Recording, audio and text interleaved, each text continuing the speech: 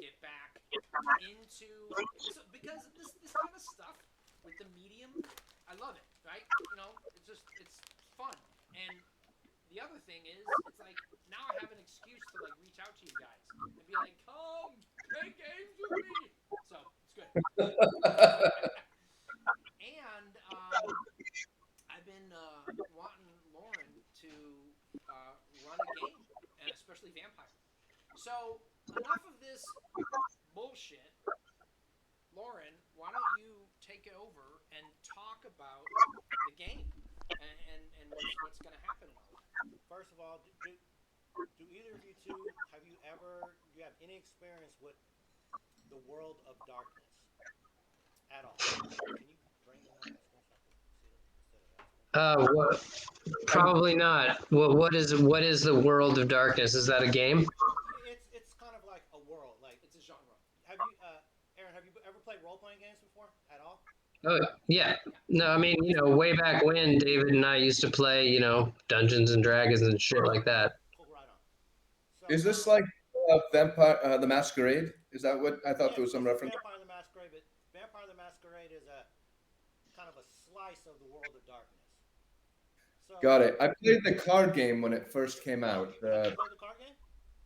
I mean, like 25 years So, ago with my was it pal called Paula. Jihad then, or was it Vampire the Masquerade? It was Jihad. You're right. It was Jihad. So, first of all, Yeah. that is the best card game ever printed. I don't care what anybody has to say In about his opinion, Yeah, of course, everything. But Yeah, you always attack the person to your left, right? It was this well, weird, yeah, but right? there are Yeah. ways to attack other people with direct. Anyway, that's neither here nor there. But anyway, that card game is what this world is. More specifically than almost anything. In fact, I kind of the way I am thinking about this role playing game that we're going to play right now is as if I created a hand in Jihad, and how like the Gotcha. characters and like when I used to like make my decks in Jihad, I would like have a story behind it and all that stuff. So that's almost kind of like how I'm viewing this role playing game. So yeah, if you know Jihad, then you know probably about you are miles ahead of them because you know all the disciplines. You just heard them. You kind of understand what they mean. 30 years Too ago, much to remember. it was a long time ago. Aaron, did you see the Underworld movies? How No. about I have a list. Interview with a Vampire? I have a list of movies: True Blood, Buffy, Angel, Underworld, Blade, Castlevania anime, Interview with a Vampire. Any of those? Yeah. Okay. So it's Lost Boys. Fuck, Blue. The fucking yeah. well, oh, yeah. No, they're not. Anyways, sorry. Go ahead. Anyways, the world of darkness is basically the modern world today, but if supernatural creatures were in control of basically everything that's going on. So they Okay. control like corporations, they control governments, they control you know uh, crime families. You know they're all over. They're just behind the scenes, and it's not like a not like public knowledge that they're there. But it's not only like vampires. There's also like werewolves. There's like ghosts floating around. There's like all kinds of crazy supernatural like entities all over. And And if I remember right, it's almost a feudal system behind the scenes with these different families and houses. Throw in Game of Thrones with all the intrigue and Big time. yeah, sometimes Enemy of the allies. State. I just watched the movie. Will Smith, Enemy of the State. It's a 19. Gene Hackman. Gene Hackman. What was the Fantastic fucking movie. Enemy of the State. Go name do to some say? homework. Go do some homework. Homework. It's on Amazon Prime. If you got that, homework. Um, so basically, it you know it's there's a lot of words behind this, but in this game, you guys are going to be playing vampires from different bloodlines. Say there's 13 or so different flavors of vampires.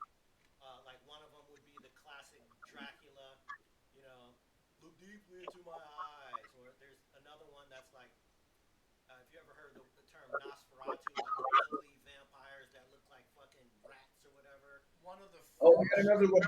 I've got another one for Aaron. Did you read the Dresden Files books? Dresden Files. Another awesome. I need to read. I haven't. Okay. Aaron, come on, man. No, it's fine. It's fine. You No, know, no, it's fine. think of Batman. Yeah. So Gotham City, Yep. kind of like really dark and like always raining and like a lot of like fucked up things going on all the time. But like, Oh yeah. but it's vampires that are doing it, not like the Riddler kind of thing. And so like I'm saying, And like secret societies. yeah, it's like secret secret societies controlling everything, but you may or may not even know that as a character, right? So That would be metagame. you're playing your character would be a one of the many different bloodlines of vampires, and you are in the city is going to be Chicago. It is? Yeah, Fuck. I don't know Chicago. great. That's a problem. Fuck. I got New York. Okay, cool. San Francisco. Okay, awesome. LA. Okay, I can work with it. Chicago. Fuck. There's a book that's coming out for Chicago pretty soon. That's where I played my first role playing session. I really like. Anyways, it's going to be set in Chicago, and Nice. and so yeah, this is basically like you were playing D&D, except for instead of you playing a bard or a wizard, you'll be playing a musician or a fucking vampire wizard. All those So, same kind of tropes are all kind of still there, but they're just like you're gonna can be I ask you a quick question? yeah, go ahead. So is the game mechanic, is it essentially cooperative the way D&D is, or is it more backstabbing political the way the Jihad was, the card game? So a combination. It's more at least encouraged. You guys are going to be a group.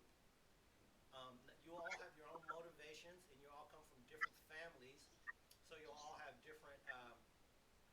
Different families treat their family members. You have different ties to them. Some of them might be stronger. Some of them you might be estranged. Estranged. Estranged from them, like completely. They might like look down on you because of your particular situation. Sure. But there will be plenty of reasons for you to work together. Now that does not mean that you won't have your own secrets. That does not mean Agendas. that you might even um, be that rat in the kitchen that's working against the group. I'm not ruling any of that out. But it's this is more of like the D&D where you guys are a party going through some shit, um, but just not like you're thrown in a dungeon and there's like orcs attacking you. It's like there's going to be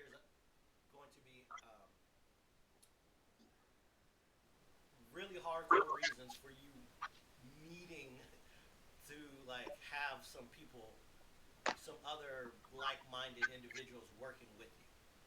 So if you wanted to view it as like more of a D&D, we're all working together type thing, that is fine. I mean, ultimately. But you're not like straitjacketed into that. Right. I mean, yeah, we all have agendas, right? We're all players in this world, and we're coming together because we may have a common goal. And I'm trying to limit the feedback here. But yeah, we may have a common goal, but typically. I'm sorry, David. I'll shut up then. What? Yeah. Anyways. Feedback. Oh, feedback. Yeah, we typically will have a common goal, and how we approach that goal could be different. But in general, I mean, vampires tend tend to side with vampires, right? But just and if you look at all the different vampire factions as like a as like our like the Senate and all the machinations and maneuverings and all of that they work against each other or for each other and all that, but ultimately they're all working for the United States of America kind of thing. You kind of understand, like, okay, there's a big picture, and then there's all the little fucking minor maneuverings and minutia and all the shit, depending on what you are trying to achieve for your character. That's the role play aspect of it, which you're gonna develop that with Lauren. You're gonna develop your character. He's gonna give you threads to build on. And then you're going to decide how you want to pull on them. You're going to decide what's important to you. You're going to decide those types of things, right? You're going to create the character. He's going to give you like this layout, this format, this idea. And then you're going to take that and you're going to kind of mold it. Yeah? So, and this is really to help. So I know, and I don't want to step on Lauren's toes here, but Lauren has some ideas of characters that he would like to kind of offer you guys, and then you want to pick from, kind of thing, which will fit in this, especially coming back to role playing after a while.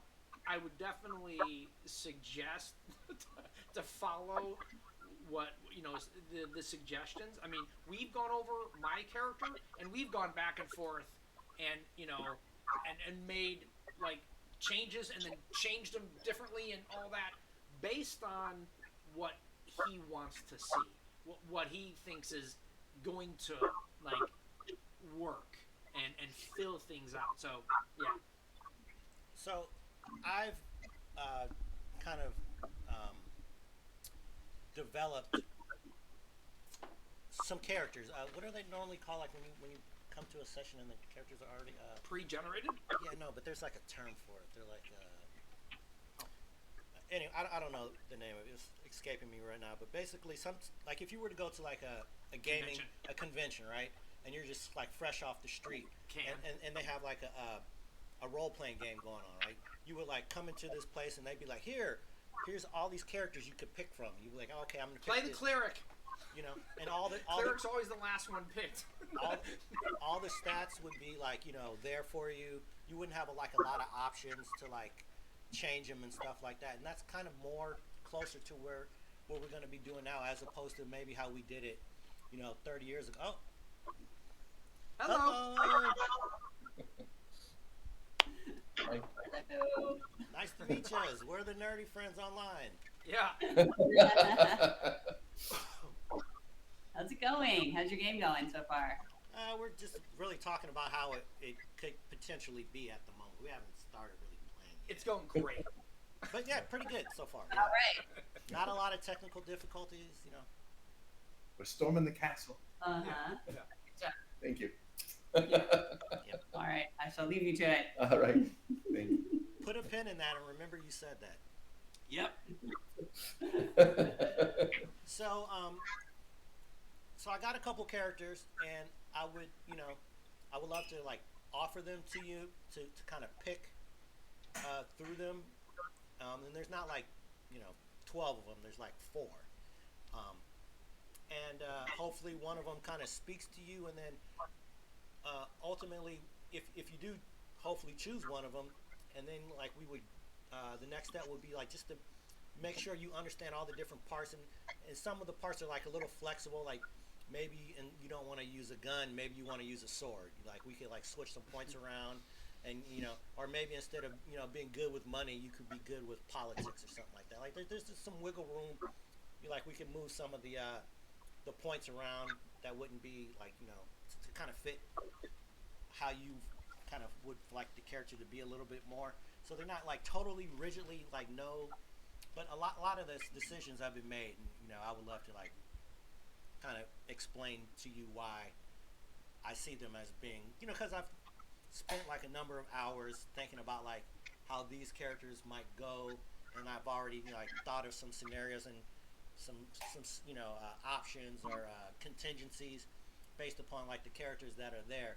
So as long as we don't go too far off the rails, I would kind of have a better idea of how like some of this stuff could go. But none of it, if you're not feeling it or whatever, and you had some ideas about how you specifically would like to have something run, I would be totally down to work something with you that felt better.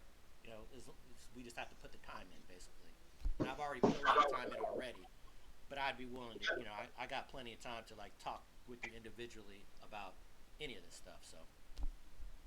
Well, All right. can I suggest Lauren go through the 4 characters and literally just like say Yeah. Now I just want to tell you guys that this fucking thing is gonna end in about 10 minutes, but that just means actually it doesn't mean anything. I'll just extend it. I think I can extend it for free for like 2 weeks. It's just stupid. Next time I wanna just I would really like to get onto Discord and do this through Discord. I think this whole experience will be a lot better.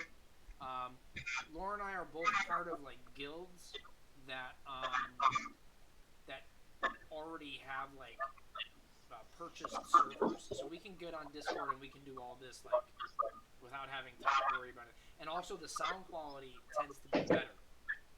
So there's that. So don't get married to the interface right now, but Yeah. it's going to be pretty close. So, anyways, if that's cool with you, I would love to just Actually, questions. Yeah, I already did. If there's any questions, yeah. No, I'm happy to start looking at characters. Yeah. Good. All right. Well, let me start with Mika. I was kind of talking to you about this character, but I think I might need to put this on a bigger screen. I can't. Yeah. Is this if I zoom this in, can you guys? Can you make it your whole desktop? It is. Oh wow. Okay. See, that's the thing is you're looking at it on Twitch. Exactly. So I'm saying everybody, and that's taking up a lot of the real estate. Yeah. Do you? Yeah. Okay. Well, actually, you know what? Hold on. Hold on. I can do something. Oh, well, that's not gonna matter much. But yeah, I can do something. Wait, let me. You could also just email it to me. Yeah. Yeah. Let me email you. Oh wait. Yeah. Let me email you the Let me email both of you the All right. the character sheet. oh, you're gonna have to look at my fucked up handwriting. That's kind of terrible. But before we do that, just let me talk to you about the concept of the character, Sure. and then then you can pick that. Then we can get into the specifics. So just real quick, Mika, I was telling you before, the concept of this character is somebody that's on the Home Improvement Network. They have these reality shows where they flip houses. Like Okay. there's one kind of famous called like a flip or flop, where like this couple goes and they fucking pick a house, and they go to neighborhoods, and it's like some rundown house, and they run in and like, oh no, it's got like mold or rats or something, and then like they hire some guy to come in, and they make all these ideas that ladies like interior design. She's like, oh, I want the tile and the backsplash and whatever. They go through the show, and then at the end, they have like people come in and buy their house, and they talk about how much money they make, right? So that's the general formula for the show. So this character used to be, or maybe still is, a kind of a reality TV star that was killed in a car accident and brought back to life by a vampire. And He was killed before he was released on TV or after? after, Okay. after he was famous. So like, if you walk down the street, there's a chance somebody might recognize you from that TV show, and that might have its own consequences. Was I publicly dead or only secretly dead? It was public that you were in a car accident, very serious, but whether or not you actually had a death certificate or not. I haven't gone all the way there yet. We can figure Okay. that out. What Sure. that's kind of open right now. But there was definitely a serious car accident, um, and for whatever reason, after that you became a vampire, or because of that, you were embraced into a vampire. So um, the clan of this particular vampire is called Toreadors, and they're like really like artsy, kind of creative folk. Can I just quickly interject here? What I'm gonna send both of you is these a couple PDFs.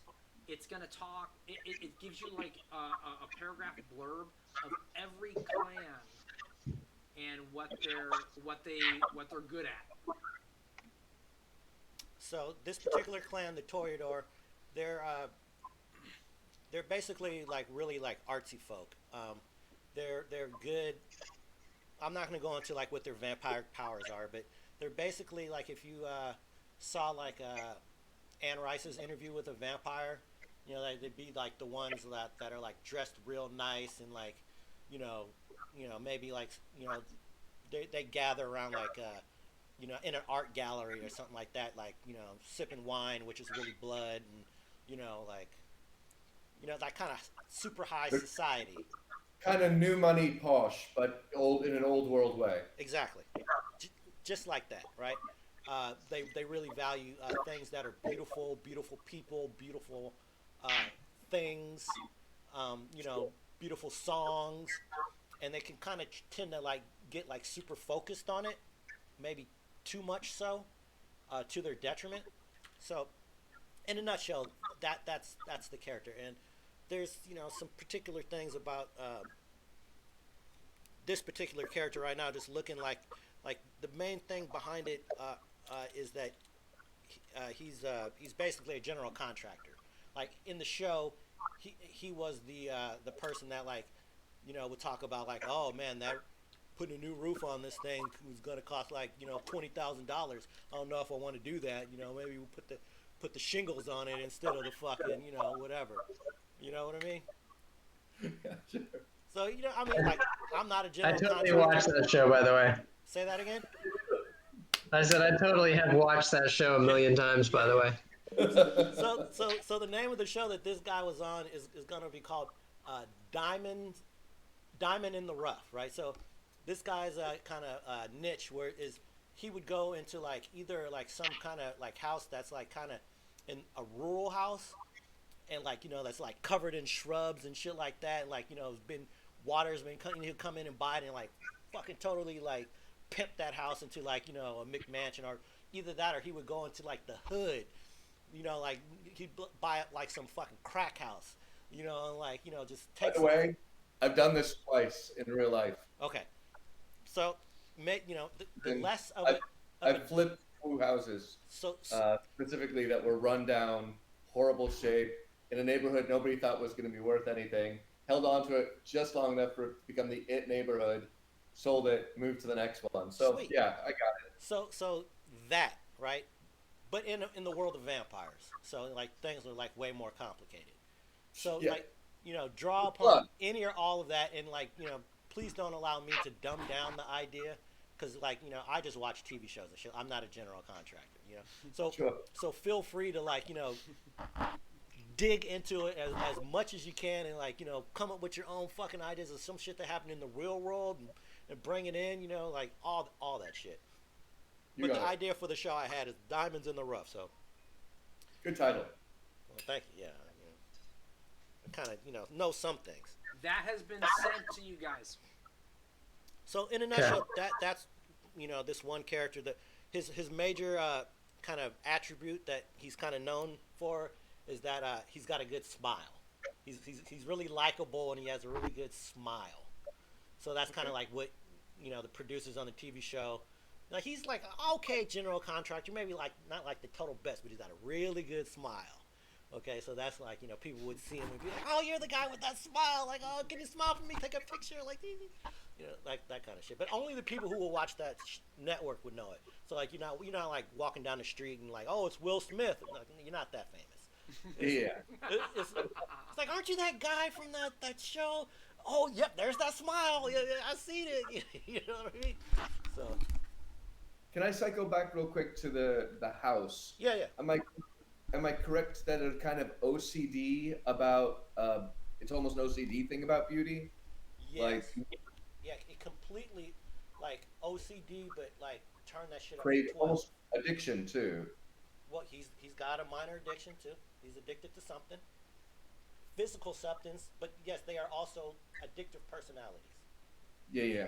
Absolutely. So when you say that they're really into beauty, that's how I'm picturing Well, from like the picture this, like like we go down the street and we're like, oh, look at that painting, oh, that's beautiful. They'd be like, oh, look at that painting, oh, look at the colors, oh, they just start talking about it, like that's their clan flaw is that like when things are like overly stimulus, they have a real hard time not OCDing the fuck out. Like you would have to roll dice to get out of like, oh, listen to that song.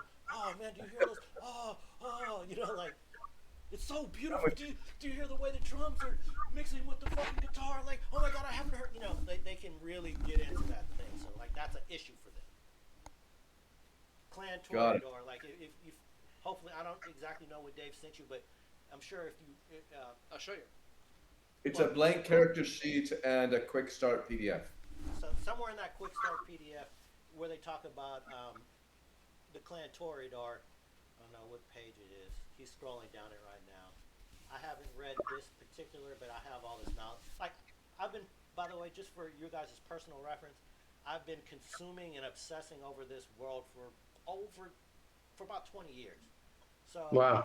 I know this is not just like something that like I was like, oh, I'll pick this up. Oh, this vampire is kind of cool. Like this is like I have a lot of books based on this. Awesome. 32 looks like that was it. Yeah, 32 that rose.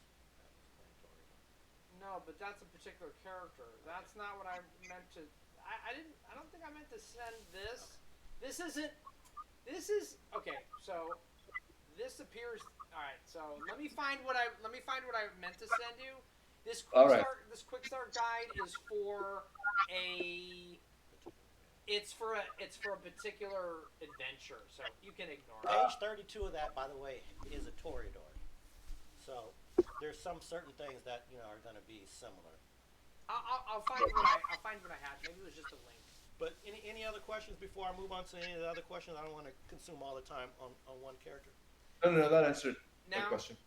you guys, okay, so this thing is going to end in 10 minutes.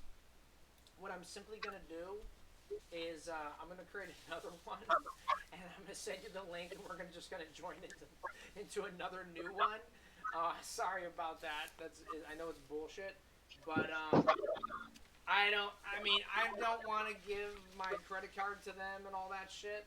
So I don't know. That's fine. I don't know of any other way. So I'm just gonna create another one right now, generate a code, and send it to you now. So when this ends, we'll just automatically jump into the new one. Okay? Sure. All right. So Cool. The second character that I've spent a lot of energy on is how can I? There was a movie a long time ago called The Beastmaster. Had like Oh yeah. you remember that movie, Beastmaster? Oh yeah. Totally. Aaron, did you ever see that movie? I don't think I did. Okay, Those so, guys that have the mouths in their stomach and the bat wings freak me the fuck out. Yeah. It basically created a whole kind of role-playing character many years after that, where basically Here's the new link. a guy who basically is able to commune with animals, see through their eyes, talk to them, be buddy with them. Basically, like not just like a guy who's like has a horse and rides on it, but like a guy that like has a bird flying around him, and he's got like he's able to talk their language and basically vampires have always kind of been associated with bats and rats. It's just like a kind of like a trope, but this kind of takes it to like another level. This is Basically, take Dr. Doolittle and mash him in with Conan the Barbarian, and you have the Beastmaster. yeah, he exactly. So this character is a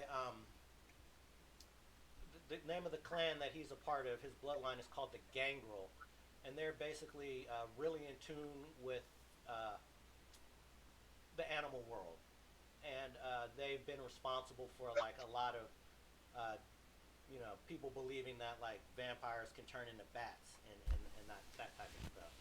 So his clan, the clan that he is a part of, left the organization that you are a part of, and they became independent.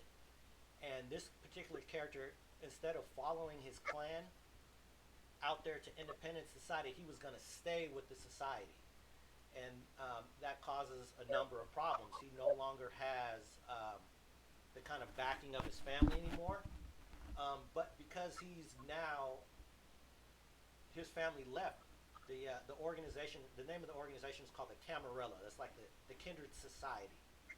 That's overall. That's the umbrella name. It's the umbrella name. It's like if you were to call like referencing back to that government body, the Senate, the Camarilla, the Senate, parallel, like understanding that, you know. Then you got all the fucking different shit moving on the inside. So like that, you guys are going to be a part of this, and there's a couple different societies on Earth. The society that this game is going to be kind of focused on is called the Camarilla, and the Gangrel used to be part of the Camarilla, but because some things happened, they left and became independent. But this particular character didn't leave. It's kind of like an independent thinker, and decided it was going to stay with the Camarilla, and because of that, he's now kind of a valued commodity in the Camarilla because his kind is no longer there. So the things that the Camarilla used to rely on them to do, they don't have that anymore. Kind of like an independent that can be swayed both Republican and Democrat. Very rare, but very sought after individual. So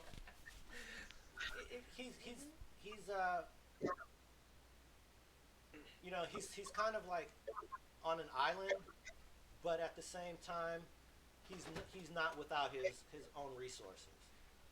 And there's gonna be some things in the story, kind of revolving around that.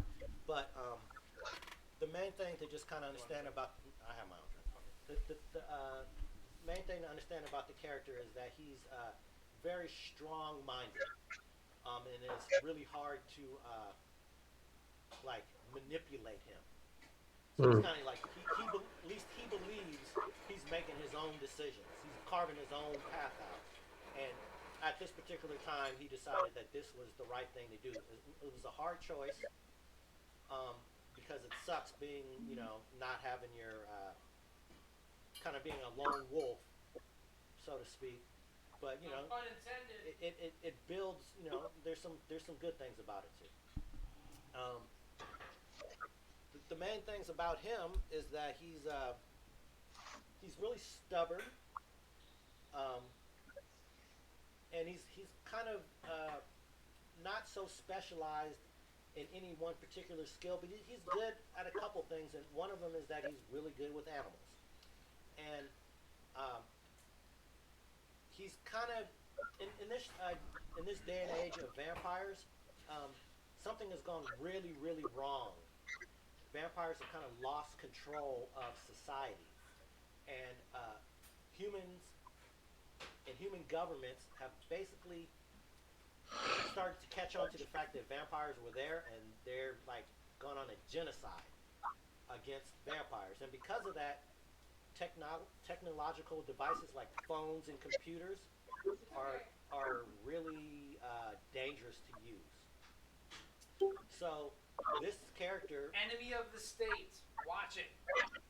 as a result of that, this character is going to have an ability through his ability to talk to animals to kind of be able to leverage that to basically supply his own kind of carrier pigeon service, so to speak, where he's going to be able to, control communications in a kind of archaic way for the modern day. So that's, you know, there are some other things about the character, but basically, in a nutshell, that's what it is.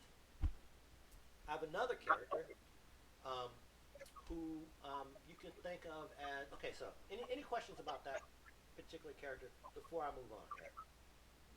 No. Okay, so the other really strong, already kind of thought up character is um, someone who um, is in a clan called. Oh, the session just ended. Can we still hear each other? Yo, David, Yeah. the session ended. What's up? Oh, session ended. Good thing I got all those words out.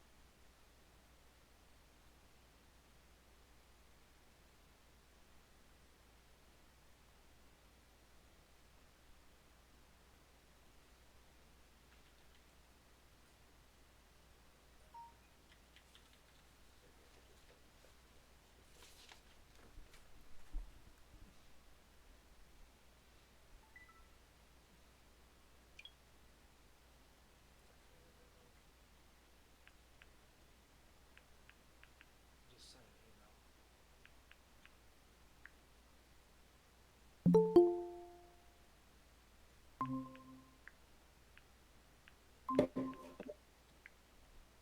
Yeah. Thanks, Dave.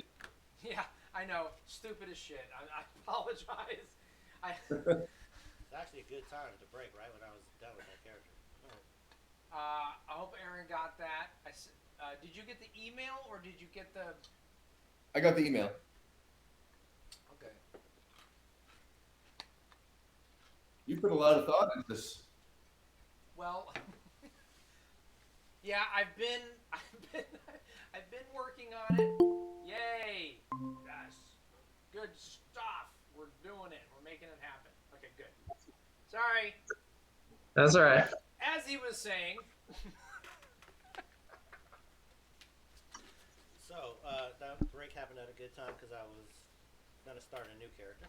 So real quick, just about the gangrel. Oh shit! Actually, there's a couple more words. Yeah. Yeah. Okay. Go no, go ahead. You had something to say. The gangrel. I would just say this, just kind of off the bat. The gangrel and my character, will have a connection. That's all I'm just gonna say. You know, Warren can go into more detail about it. Yeah. Just one more thing about the gang, or maybe it's kind of obvious, but he's kind of like an outdoorsy guy, like a guy that goes on like backpacking trips by himself, out in the wilderness, surviving, like Oh, look, this is our Oh microphone. shit! Sorry. It's all good. He's basically like a survivalist, too, thrown in all this other stuff. It was just echoing, that's why I took it off. Oh, Cool. Good call. Good call. Never mind. Go ahead. Yeah, my sound engineering guy took over to try to stop the echo. Hopefully, we're not echoing too bad. But yeah, he's like like a survivalist, and that's something that's somewhat rare for a vampire to be because the wilderness is a very dangerous place. There be werewolves out there, and werewolves in the world of darkness are no joke. They're fucking no joke. And actually, this character has a history with werewolves, and they don't like them.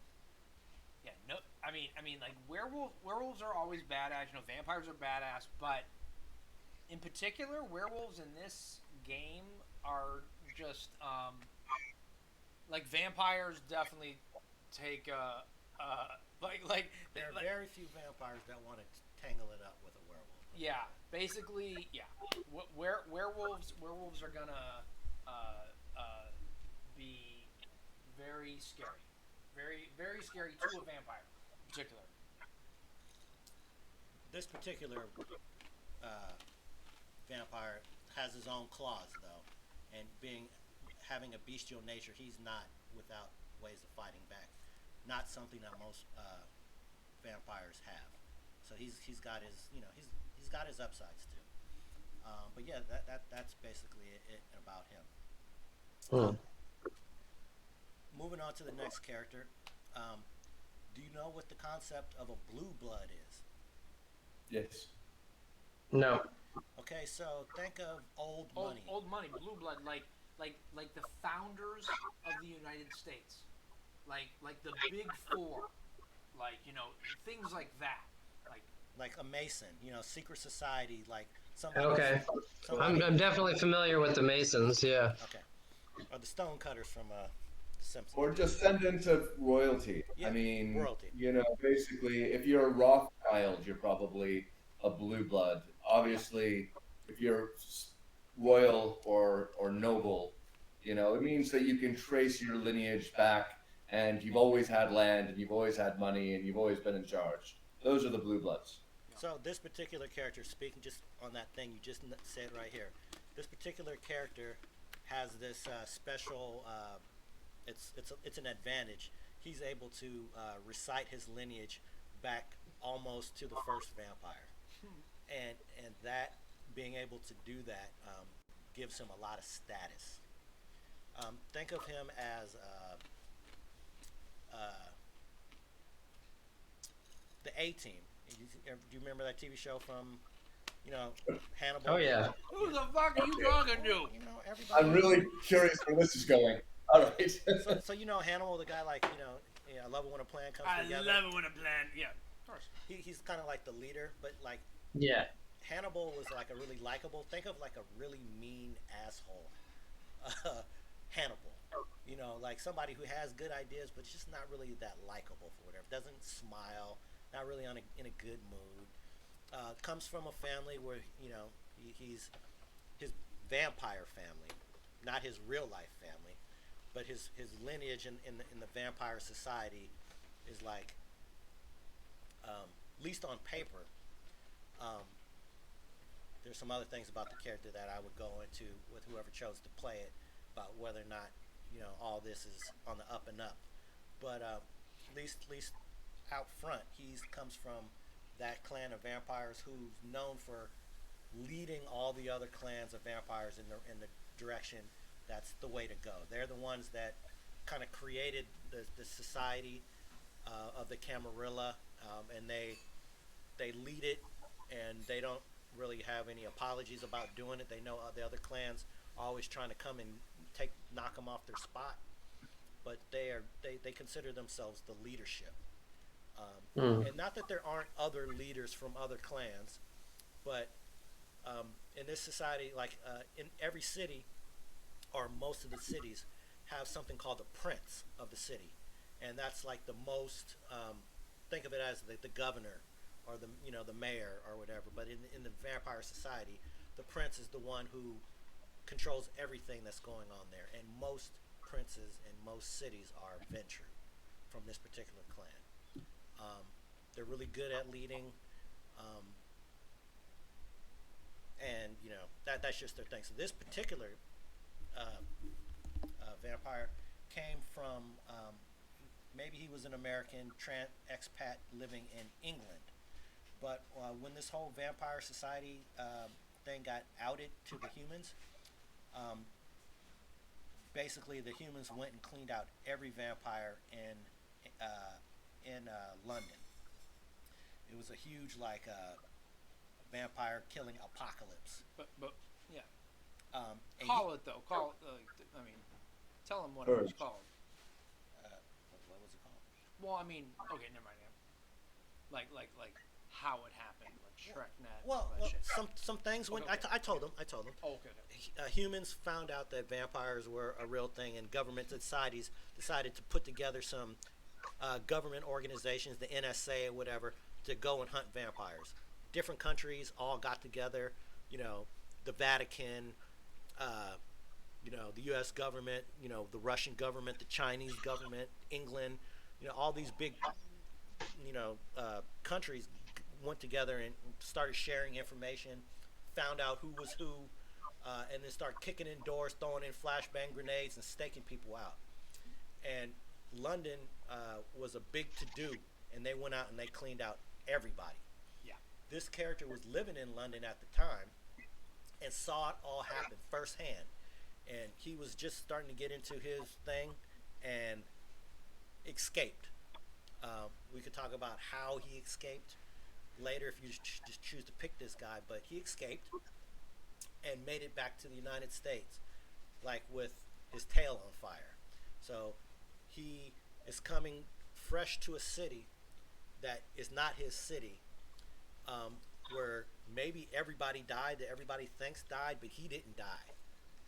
He's he saw it all. Well, not all, it all, but he saw like some brutal shit happen firsthand, and now he's back in America, or perhaps first time in America. Who could decide whether or not he's an expat? But I kind of thought it would be easier for a character to, as an American, to be an American living there, come back. Well, we could talk about that later. Um, so now he's back, and um, he kind of has some firsthand knowledge about this thing, and he's like, wants to fight back against it. He saw some things going, and, I would figure that this character would kind of like, want to get some payback. So that's him in a nutshell. Uh, Things about him that are exceptional. Let me take a look here. Charisma, I'm assuming. No, he's actually very unlikable, which is something very uncharacteristic about this particular clan. Mostly, these guys are like totally characteristic. Like, I mean, Charismatic. charismatic. They're like, they'd be like even just as charismatic as the character I talked about with you, Mika. They share that kind of like, hey, look at me, like, hey. But this character has none of that. Um, that's we could talk about that later. But what he is really good at, his that's the wrong character. Sorry. Where is he? Where is he? Um, You don't have him named. I do not know. Yes. His main thing is about getting people to do what he wants them to do. Look deeply into my eyes. You will do this, like Jedi mind trick type of stuff, but for vampires. He's real good at manipulating people and getting them to do what he wants to do. Um, he is not nearly as specialized as a lot of the other characters. He kind of has his dots spread around a lot of things to kind of have him set up as a. When he was in college, he went to like one of the big schools over there to be on the fencing team. So he's like was being groomed as like an Olympic level fencer. He didn't get all the way there. He kind of got distracted with some other stuff. He's in he knows some things about politics. Once he became a vampire, he became very rich, and he still has access to those kind of resources, even though he basically came back from London with like not a lot. He came like with the clothes on his back type of stuff. He wasn't able to like when he had to go, he wasn't able to take any of his stuff with him. So he's kind of trying to like get his feet set in a new society. Um, so that's basically it. Any questions between those two characters are like ready to go. I have a third one that's kind of like if you ever played the game Assassin's Creed. Hmm.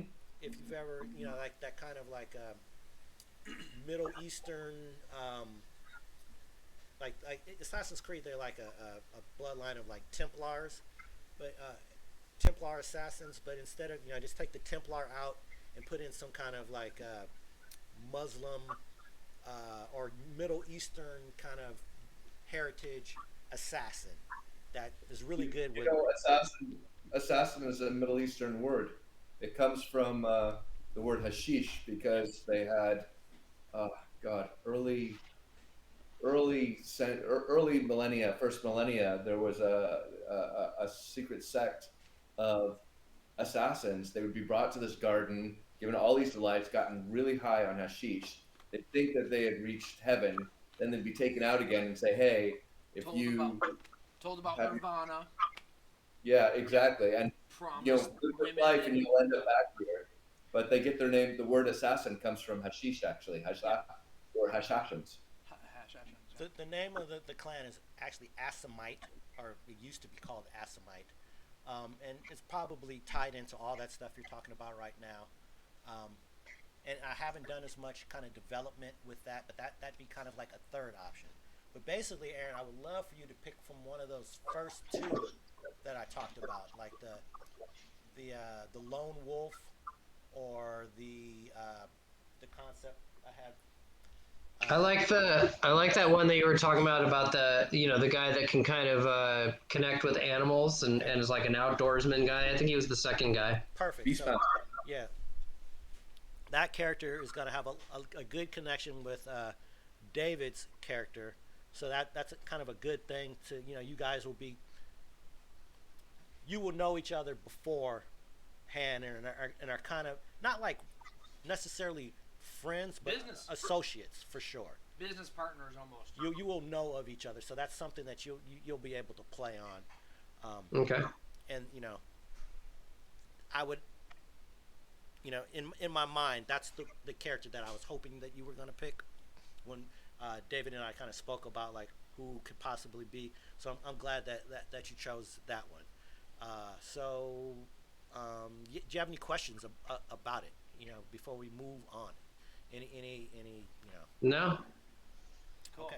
And the one thing, the one thing I just wanted to mention, just about that connection, is that, and we'll talk about my character too, just so you guys know about it, and because I know about your characters and that sort of thing. So I'll talk about my character a little bit, and the connection with the gangrel kind of comes up, kind of comes in as a business thing almost in a certain way, but that network that Lauren was talking about with how you can't use phones, you can't use technology because they're always listening, they're always watching, all that kind of shit.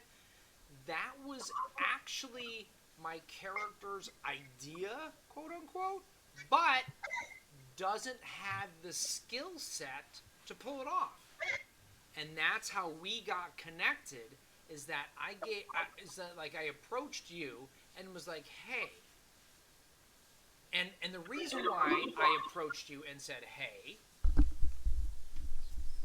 fucking shit is it's feedbacking. The reason why I approached you and said, hey, was because so my character is a Nosferatu. So they stay to the shadows. They are, horribly. They look horrible. They're ugly and all that kind of stuff. And they're kind of those sewer rat type of vampires.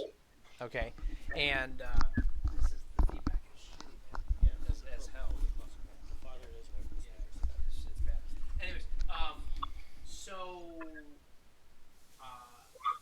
so the Nosferatu, basically, this character in particular, was in before turned was a was a hacker, basically, and he was kind of doing this white hat black hat kind of hacking, and then got caught, and the NSA gave him an option about what to do. You can either go to jail for 25 years for crimes against the federal government, or you can work for us. And he's like, well, okay, I'm going to go work for you. Oh, when you put it like that. No, well, if you put it like that, right? And so I'm going to work for you. And that scenario has obviously played out in real life in different, scenarios. So he started, and he was going to go and work for the NSA. Well, there is a dark web, right, that that he had tapped into. What he didn't realize was that dark web that he had tapped into was a dark web called ShrekNet. And as a human, he tapped into ShrekNet unknowingly. Now, ShrekNet was the vampire dark web. Mm. And somehow he stumbled upon it, got busted by human NSA. Vampire said no, came in, turned him, and he became and captured him and killed him basically. But he was such an asset because he was a human that had hacked the network. So like, whoa, that's unusual. So we want this person as an asset. So basically, he got turned, Nosferatu, kind of keepers of knowledge and of secret knowledge in a certain vein. And because of that, understood the need that we need to continue to communicate as vampires, but how are we going to do that? And the idea was like, well, let's go old school, right? And then that's how that approached you with like, so the Nosferatu and the Gangrel have this animalism connection, but the character, the Nosferatu character, isn't tuned into that aspect quite really much at all, right? He's really deficient, really lacking in animalism traits of that clan. So, but he understands it. He understands it conceptually. So, and that's kind of some of the stuff. So he kind of comes from an academic background. He kind of comes from a bit of a cerebral background, computer science and being a geek and a hacker and all that. So he understands these concepts, but he knows he can't pull it off. And that's how you got approached. And again, because the Gangrel is this, unique figure in the Camarilla, because the Gangrels have left, and that whole aspect is kind of like a vacuum within the Camarilla. Being able to connect with the Gangrel is like a big deal, and so that's kind of how that relationship started. So, anyways, I kind of wanted to lay that out a little bit and just. Hey, David, can I ask you a question? Yeah. I know traditionally Nosferatu are the vampires that have the most trouble hiding that they're vampires. Yeah. Is that the same? Yeah. Oh, he looks. I mean, like They are all hideous. visually, he looks almost alabaster white. No hair, no eyebrows, no nothing, Yeah. pointy ears, green, almost they look glowing. Almost the eyes are glowing, and he looks like a fucking monster. He's a brute. I mean, he's like Hunchback, right? well, he would be hunchback because he's at the computer all the time. Because he was a hacker, but he's also ripped. I mean, he's just he's this crazy looking, kind of disgusting monster of a vampire. Hideous. Yeah, he's hideous, absolutely hideous, and public relations, not his forte, right? In any way, whether that be from like a charisma point of view, interacting with people, none of that stuff. But you get him hiding. You get him on the web. You get him in his things, and that's where he would excel. Would you remind me how in this world sunlight is on vampires? All bad. All bad. Let me go back. So just about all of the things that you can Stick your think of face in. that are traditionally really bad for vampires are really bad for vampires in this. So none of us twinkle. Fuck no. Just checking. No twinkling. So at this point, Dave, can you do just a quick Google search Yeah. for online characters? I already sent them. Oh, I already sent them the they have sheets. a blank sheet in Yeah, front of you them. guys have blank sheets. I sent them to you in your email. I also just Yeah. sent you a second thing. If you just want to look at, I think it's just kind of nice. Are they able to put dots on them? Yeah. It's interactive. Okay. It's interactive. Can- It's a really nice character sheet. I want to try to get you guys a copy of the characters. So can you open that up? Yep. The blank sheets? Yeah, Sure. yeah.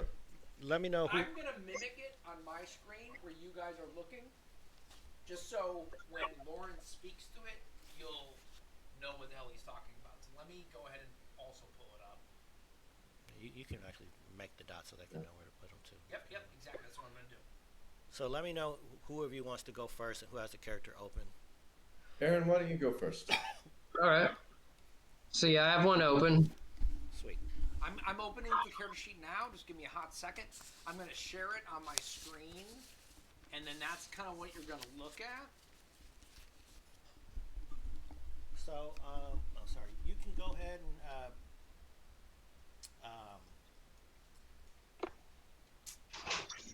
on the upper right-hand corner, there's a thing that says clan. Okay. It's Gangrel, G-A-N-G-R-E-L. You can just type. You can just hit the down arrow and select Gangrel.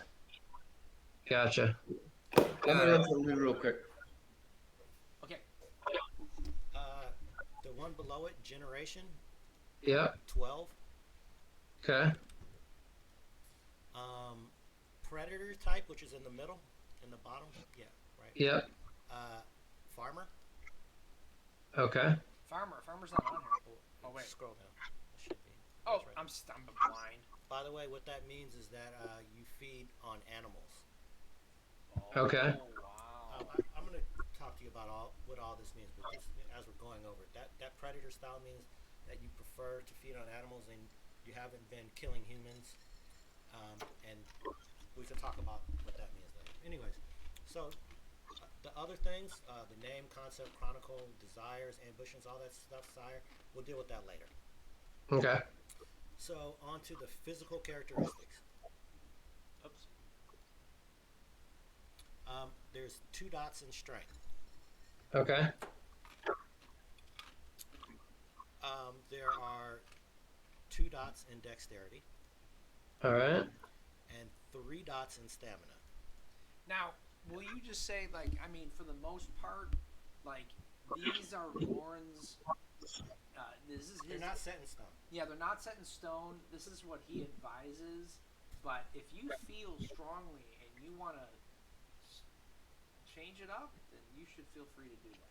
Yeah. Just letting you know. I just want to emphasize Okay. that again. you know. Totally, once you've had some time to think about all this stuff, not all of this stuff is set in stone. This is kind of what I thought about, and I spent a number of times, like, not only just thinking about what I think is cool for the character, but also what is good for the campaign. So it's not just, Right. it's not just, I'm kind of thinking about it, from way up, top down, but that doesn't mean that you have to be feeling that on your own. Anyways, moving on. To the social stats, charisma. 3 in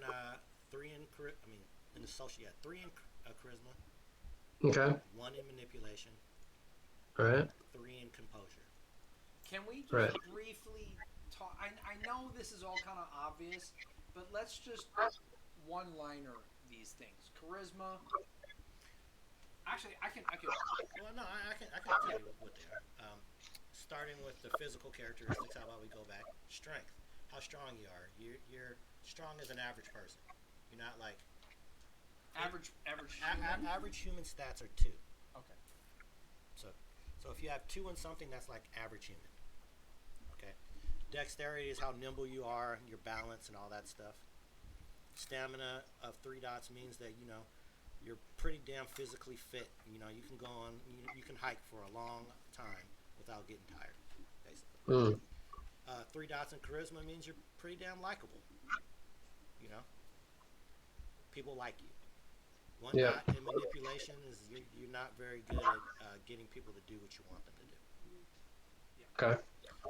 And also, lying. It's not a thing that you lean into. Composure is how you handle yourself in social situations. You're pretty good dealing with things under stress. I don't. And- Three stars. 3 dots is like not just pretty good. It's really good. It's good. It's really It's not good. great though. It's not okay. Fine. Anyways, moving on to the mental stats. You have 2 dots in wit intelligence, Okay. 2 dots in wits. All right. Your average intelligence. You're not exactly the fastest thinker on earth, but you're not slow. And then 4 dots in resolve.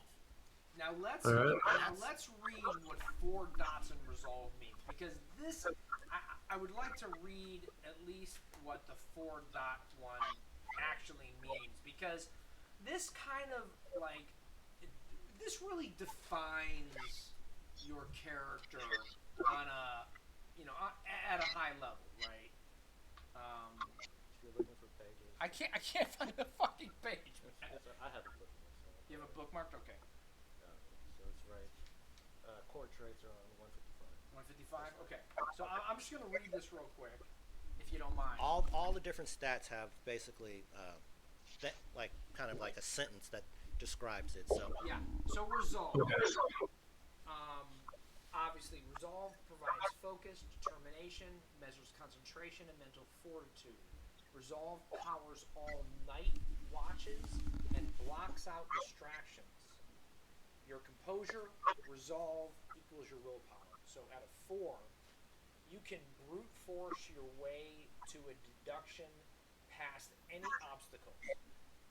Okay. So and I want to read what 3, 2, and 1 is also. So at 1, you have the minimal attention for all but the most pressing things. 2, you can settle in for the long haul as long as it's not too long. 3, distracting you takes more effort than most other people want to spend. And 4, I read, right? You can brute force your way to a deduction past any obstacles.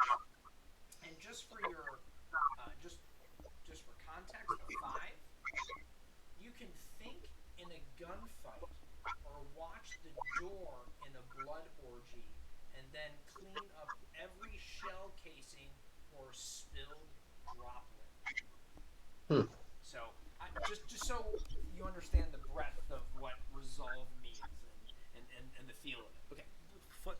For the a way to think of that is this character is very, very strong-willed. He has 3 dots in composure and 4 dots in resolve. Yeah, this And is fucking. That is the highest you can have.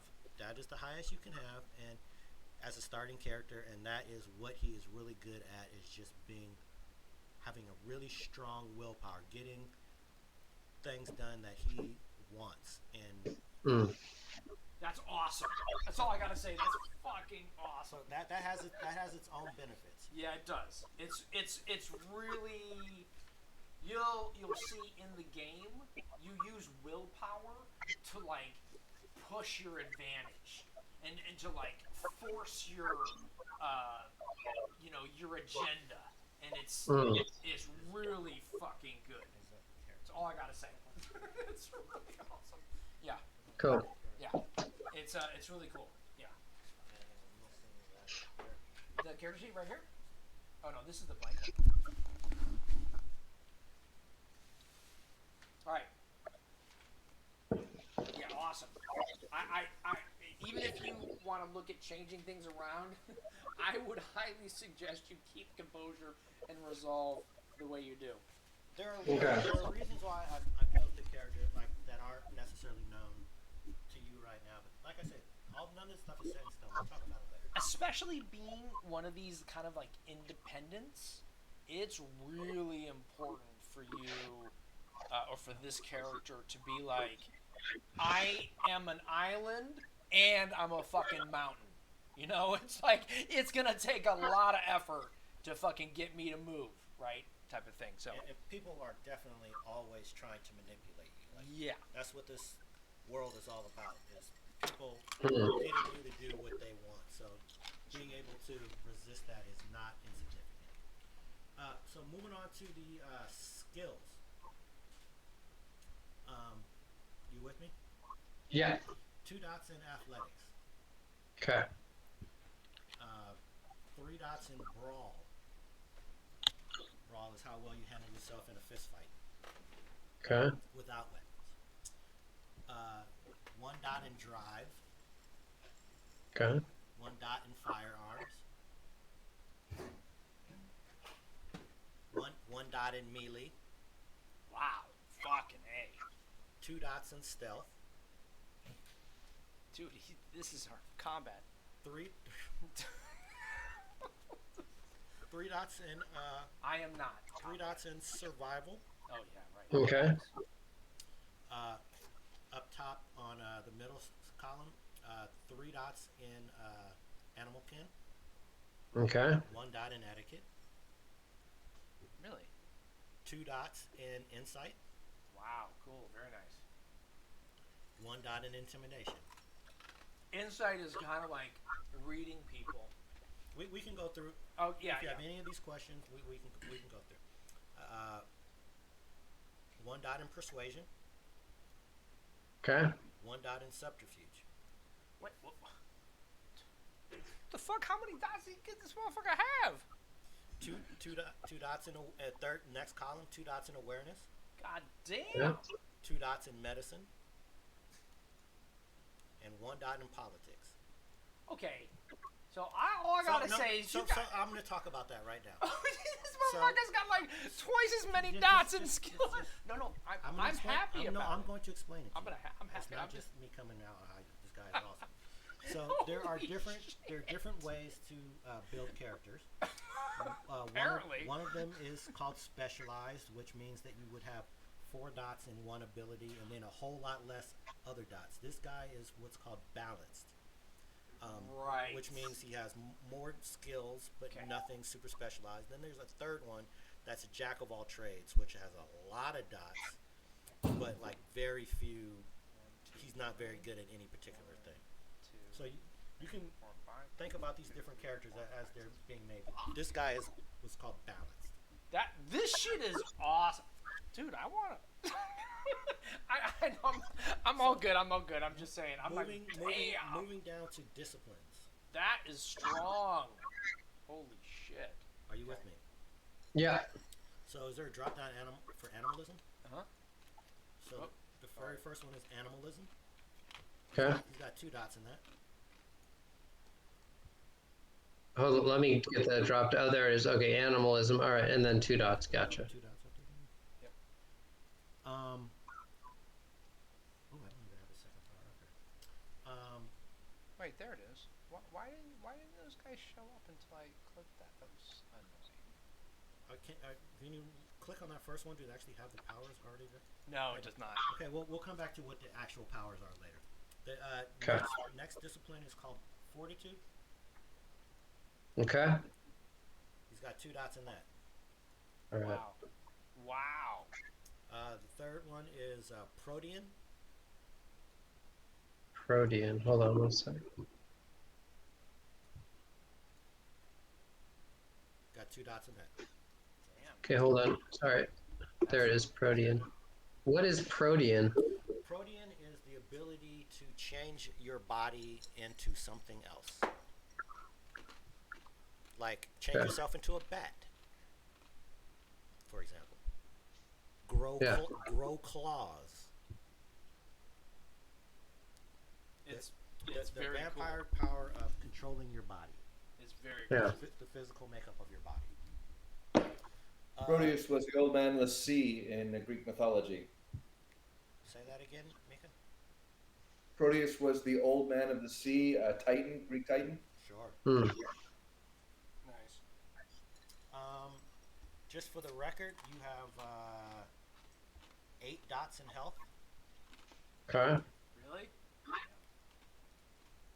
So you So- black out the ones you don't have. Yeah, and with these stats here, you black out what you do not have, because during the game, when you take health or you use willpower, you'll make little X's on it. Did it automatically put the willpower to what that is? Based No, on? I did it. Yeah, that would be nice. No, I did that shit. That's what you're right. And you Yeah. have 7 dots in a willpower, which is what David already has there. So wait, should I set? Okay. I'm looking at it. That's Yeah. funny. Our sheets. Wait, the first one, health. If I had 8, wouldn't I have the first 4, the second 4, and then only black out the final 4? That's actually 5, but what you do Oh. with health Okay, and my bad. willpower, Got it. you black out what you don't have, because in the game, see, and I'm just going to make this difference so you So you see can it scribble visually. it in as you take damage. The difference is The difference is circles and boxes and Yeah. squares. Okay, so basically, for lack of any other way to explain it, basically it means that you want to keep your boxes empty that you have, because when you take damage, you're gonna start checking them off. Hmm. Yeah. Okay. Yeah. It's just the mechanic. Yeah. All right. So you mark what you don't have instead of what you do have. Gotcha. Okay, we're All gonna, right. we're gonna skip humanity and all that stuff, and we're going to go to. Is there a? Aren't you gonna do the specialties? I mean, aren't you gonna do the things? Yeah, I mean, I could tell you what they are. You're just gonna have to type them in. Yeah. Okay. So under animalism, the first power is called Bond Familius. Is that spelled? I gotta look at that shit. Familius. Yeah, Familius. I'm pretty sure it's spelled right. Right here on page 268. Maybe right before that, 267. Wait. Not familiar. No, 269. Maybe next page. 270. Okay, Protean. I see it. I see Protean. I see Level 1. level 1. Eye of the Beast. Oh, the animalism. Fuck. Wait. It's one of the first powers on this page. If you notice, like, Oh, I see it now. I mean, I'm a Protean. Animalism. Okay, Hey. let me go to animalism. It's 245. Yeah, there you go. Thank you. I'll find it. 240. Yeah, Bond Familius. That's spelled right. Bond no, and they're U's instead of I's. That's what I was going to say. F-A-M-U-L-U-S. Famulus. Bond Famulus. Okay. Okay. So basically, if you're gonna it's like a wizard having a familiar, dude. Hey, you have a special little buddy.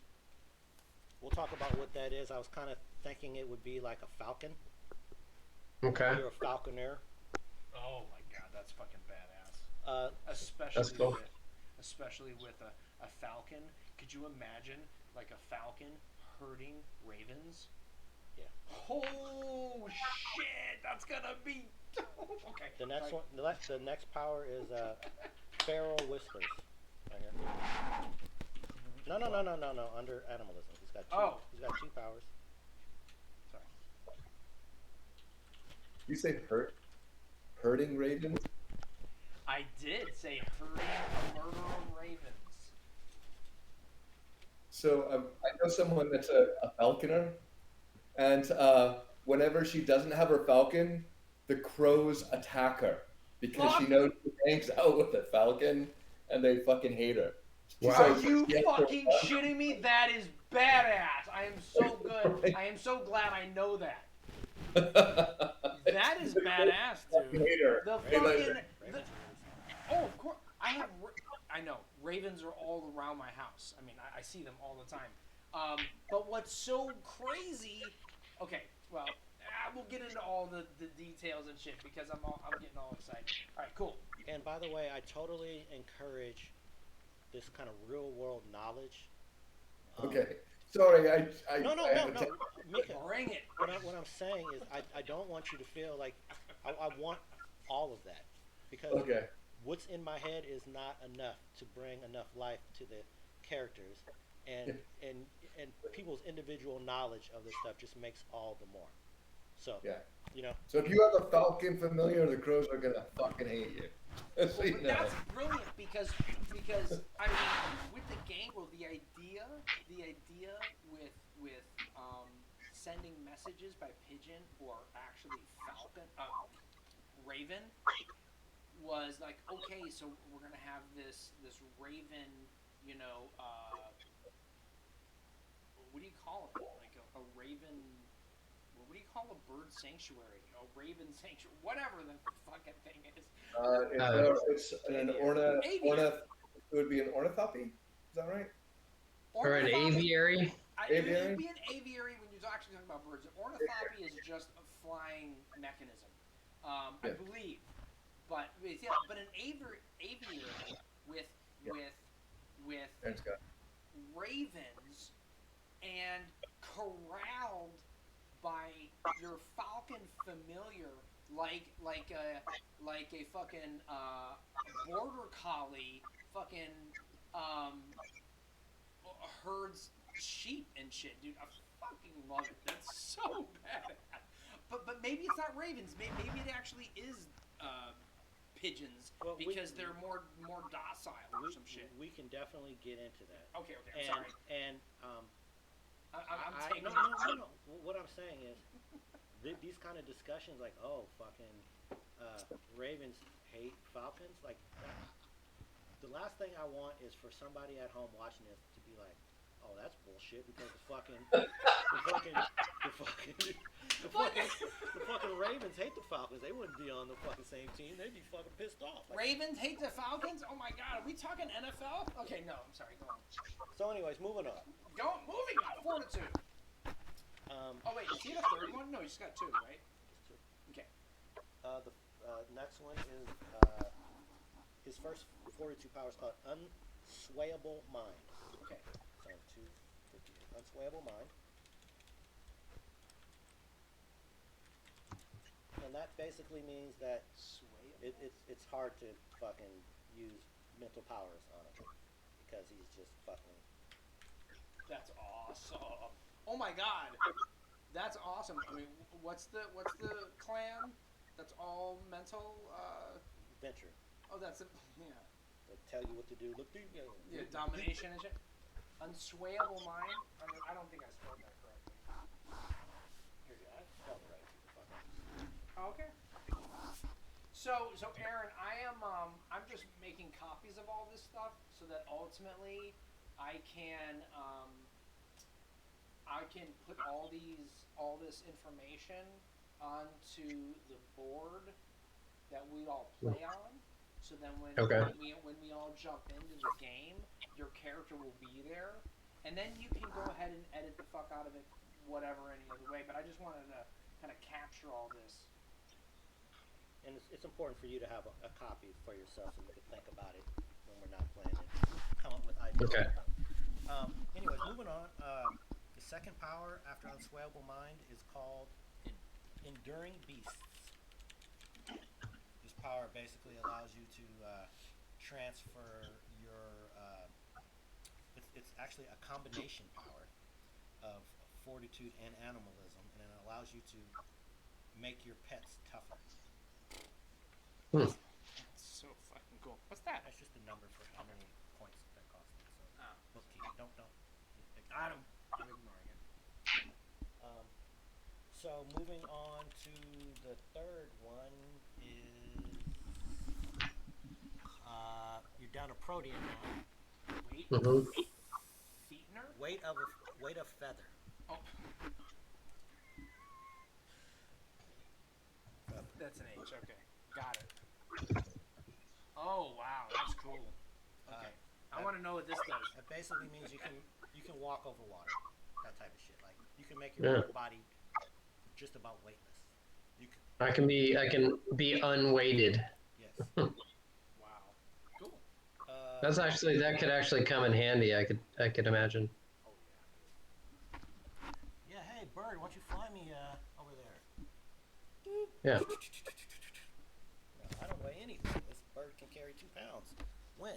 Anyways, the next one is feral weapon.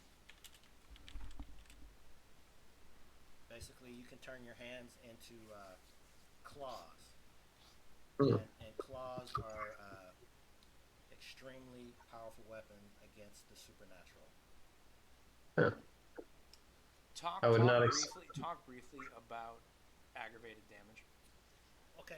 Versus. So, vampires and other creatures, supernatural creatures, are kind of more resistant to physical harm than normal humans. Like if you were to get shot with a gun as a vampire, it's not really that big a deal. It would cause you some damage, but it's not just gonna like put a hole in you and you bleed out because you don't your blood isn't flowing. A claw, on the other hand, will do the kind of damage to a vampire that a bullet will do to a human.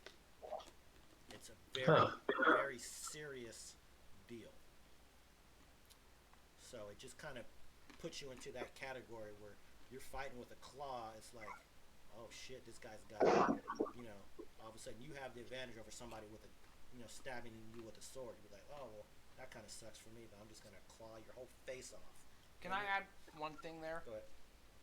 Also, it's the type of damage that can actually kill a vampire. As opposed to being shot by a fucking machine gun, it's not going to really kill a vampire. Might put it down. It might put it down, and you take some time to recover and whatever. But a claw, swoop, which is why werewolves are such a serious thing, because all werewolves have claws. Yeah. So it's like the level. It's like the next level. it's a yeah. So moving on, is there another page to this? Of course. So if you scroll down to the advantages. Okay. Oh well. What? No, nothing. Go on. Good. Oh, I have it. I have it here. Actually, I think I have it. Oh, I'm sorry. I was going to be looking at the wrong character. Great. Great. So flip it over. Resources. Go. So yeah, resources. He has the background resources. He's got 1 dot in that. Fuck you. This fucking thing. Okay, I'm gonna have to make another meeting in 10 minutes. God damn it. This is definitely the last time we're fucking using this. Just be ready for the email. Just ready for the email, exactly. Rolling on. Second one is... Aaron, do you need to make an espresso? You look tired, man. Who? Aaron. Oh yeah, no, I'm definitely tired. Okay. Oh, I'm sorry, Aaron. Yeah, let's get you done, man. We're almost done with this character sheet. I don't sleep anymore, so it doesn't matter for me. Let me hold on. I lost the character sheet. Fuck. The second one is called status. Okay. You have 2 dots in status. It should be on the scroll down. Yeah, it is. I just being stupid. Next one is herd. Oh, he's got herd. Nice. That's really good. Wait, herd? Should be. If not, it's spelled H-E-R-D, herd. Still under background? Yes. Okay. Type it in, yeah. Got 2 dots in that. Okay. That's funny. It doesn't have it in there. Yeah, that's a fail. Anyways, moving down to merits. He's got a merit called Bloodhound. That's not on there. It's not going to be on there. Oh, it's not. Okay. Well, it very possibly won't be on there. It's not on there. One dot in Bloodhound. Okay. Basically, you can smell people and kind of tell like what kind of person they are. Can you tell me, because I'm actually a little what are merits compared to? They're good things about your background that are advantageous to you. How did you get them? Are they part of a kit? No. Are there something special that happened to you? Oh, I mean, how did he? This is something that came to him after he became a vampire. That's what I want to know. Okay. So he became a vampire, and then he like This particular earned this thing. Yeah. Okay. As a part of his nature, he became really good at like smelling people out. Okay. He's got another one called Loyal Hound. 3 dots in that. Oh God. And this is basically What is that? that's the fact that his clan left to Camarilla and he stayed. Okay. And what he got from that. That's how the mechanics of that in the game. Can I? Well, it's not my business, but I want to know more. What does exactly that mean? I mean, he's a loyal hound. I mean, 3 dots. I mean, that's a lot of shit to put into a merit. Like that seems a lot.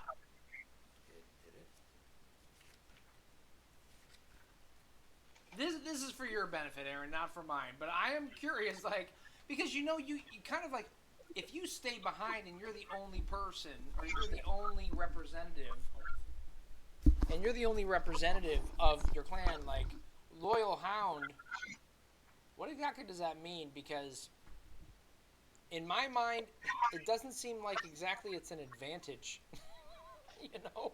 It seems like I wouldn't expect it to be an advantage, but apparently a 3-point advantage seems pretty good. So, I'm just curious. Sure, no, that's a fair question. Hey, Aaron, is that a photo of Amsterdam behind you? Yep, it is. Yeah. Nice.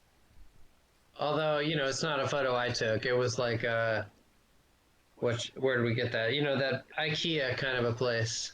Gotcha. Yeah. Gotcha. It's a nice picture. Yeah. Here, I'll move my head out of the way. Yeah. So talk about the picture, Aaron. So what do you mean? It's a.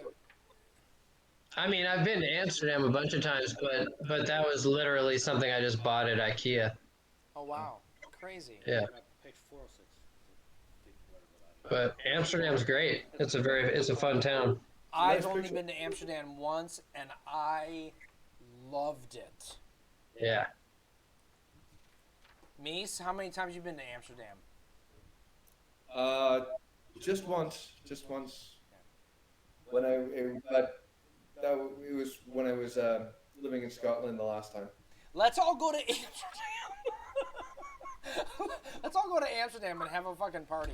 You know, when I was Awesome. Where's Scotland? or Scott, I've never been. Yeah, I've never been there either. Dude, my family. Oh, I took the wife there. She had to sit like this the entire time we were in Scotland. Fuck yeah, man! That's awesome. That's awesome. I think before I go to Scotland though, my wife is gonna make me go to China first, so that's okay. All right. So I'm gonna read Loyal Hound. Okay, Aaron. All right. All right. Cool. All right. You resisted the winds of change, remaining with the Camarilla despite your clan's actions. For your loyalty, the local Camarilla prince awarded you status, feeding rights, and territory. Armoring to 4 dots, amounting to 4 dots, you can distribute among domain, herd, and status. Jesus Christ. Non-Camarilla gangrel despise you, and even Camarilla vampires of other clans pity your solitude. But you guarantee yourself a voice amongst the Primogen, should any rebel gangrel pass through your domain. Fuck, dude. That's no joke. Damn. Okay, well, I'm glad we're friends. So herd are humans, basically, that you feed upon. You feed upon them without too much risk. Right. Yeah. There's it's symbiotic. Yeah. Well, and I thought you said earlier that my character feeds on animals, not on humans. Yeah. So you have a herd. So that herd is a herd of animals. Right. Probably not birds. Here's another thing. If some of this stuff doesn't make sense, like, oh, well, why the fuck would I spend all these points in herd? You can come back later and redistribute them into something else. Okay. So, like I said, none of these dots are set in stone necessarily. This is just kind of what, I didn't necessarily think of, oh, well, he feeds on animals. He's got 2 dots of herd. What does that mean? So I haven't 100% thought about everything, but still, the mechanics of the game is you would be feeding on something, and you would have to make these dice rolls, even if it was animals. And having a herd means that you would have to go through a whole lot less hoops to feed, which is a big deal for vampires. So this is not necessarily meaningless because of anything. It's just kind of, we have to think outside the box on why this is important and all this other shit. Anyway. By followers, primes, and viewers. So this person who's chatting with us wants me to buy followers. Really? I'm not gonna buy any followers. Thanks for the idea. Okay. It's probably a bot, but Okay. moving on. Thanks for the suggestion, Vigilante 2. Maybe not. Or Vigilant 2. Where's that character sheet? Do I have it? You have it right in your hand. This is not it. Maybe I absconded with it. No, yeah. So Aaron, what do you do? We're pretty What you close to the end here, by the way. So I was a professional dancer for 25 years. Nice. And then that kind of wrapped up. We're all about the same age, so dance is a young person's game. Sure. And Oh, I have it right. so then I was a dance teacher, a professor of dance at colleges and things like that. And in the last sort of 5 or 6 years, I taught movement at a Waldorf school for 3 years. So that's the equivalent of being a PE teacher, but at a Waldorf school. Now, most recently with the COVID and all that shit, I've been a caregiver to my elderly mother. Oh, gotcha. So basically doing the mom care. Good on you for doing it, man. Yeah. Honestly. Really. God damn it! I know. Totally. Well, the stream ended. Let me fucking make another one.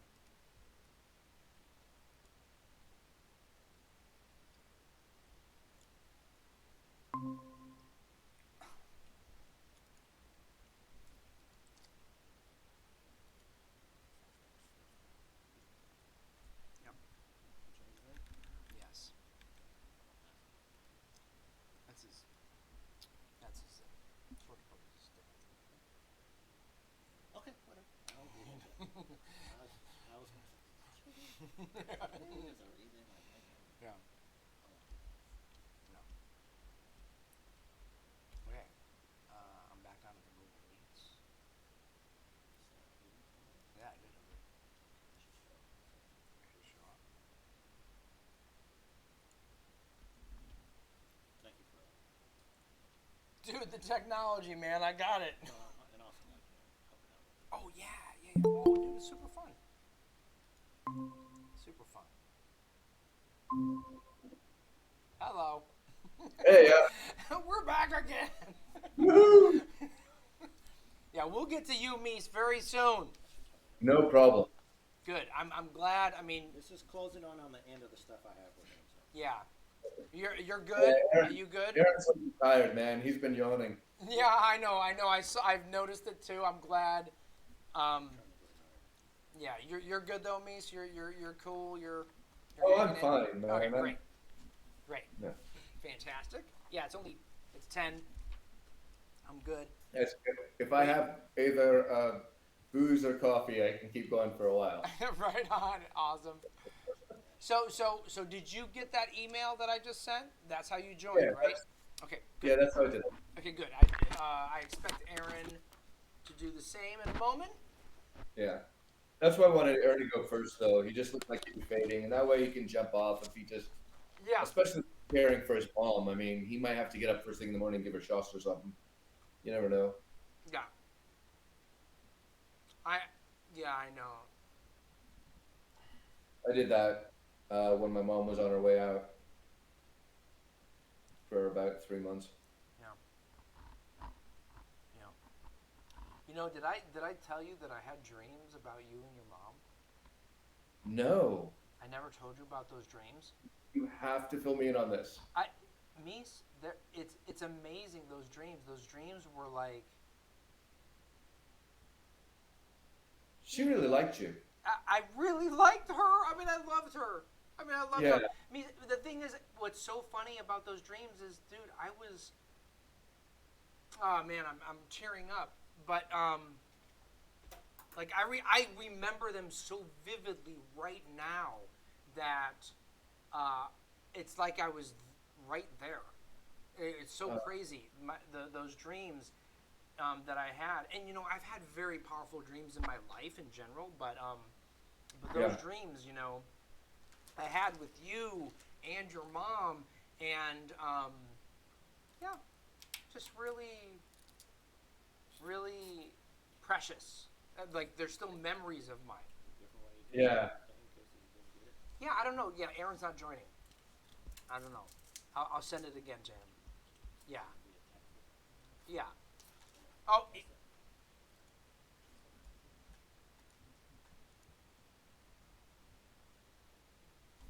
calling me. Hello. Here, let me try to send it again.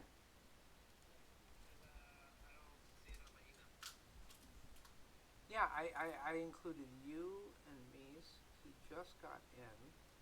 So let me send it to you. Right. You can hear us on Twitch, but you're not in the That's so funny. That's so funny. Okay, let me that's hilarious actually. I keep forgetting that this is a public fucking thing. I apologize, but this is the point. We'll edit this out, except for this one guy that's hanging out talking shit. So he knows now. Hold on. I'm on the let me pull up the meeting. This is the meeting? Yes, wait. I can just invite you. Search for people. Add people. How about I do hit add people? How about you, Lauren? Is your mom still with us? No, she passed I just sent it again to you, a Aaron. couple years after I got married, so about 4 years ago. Oh, fairly recently. Yeah. She was old at the time. Tell me if She you got to got see it. me get married. That's nice. Yeah, she was at my wedding. So last time I saw her was at my wedding. Wait a minute. Am I sending to the right one? It's Is it at Yahoo? That's the same person I've been sending it to the whole time. So I'm gonna send it again. I'm gonna send. Yeah. Yeah, and so when I send it, I send it to you. So I just sent it a third time to the same email address. So I guess I'm the only one of us that's been married for fucking ever then. Well, here, I'm let on me tell you. Well, go to the 16th email, anniversary or something. and I'll just tell you the code. I can't hear you, sorry.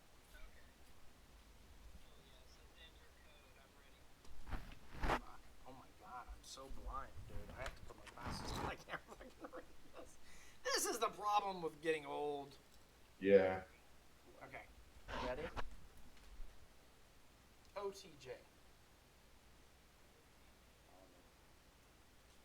CXIQ. CZB. That's it.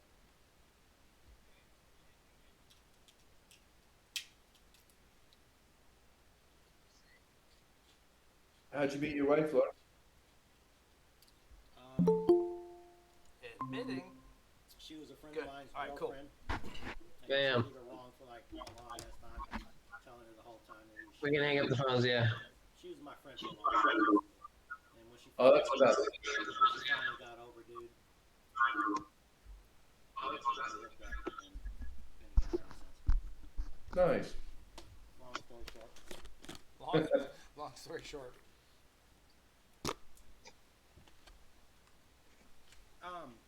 Are you ready, Aaron? Are we back on? Yeah, let's do it. We just finished up Loyal Hound. Okay, so he kind of read that out for you. The Yeah. next one, right under that, is going to be called Low Clan. L-O-W Clan, space Clan. Okay. Stop there.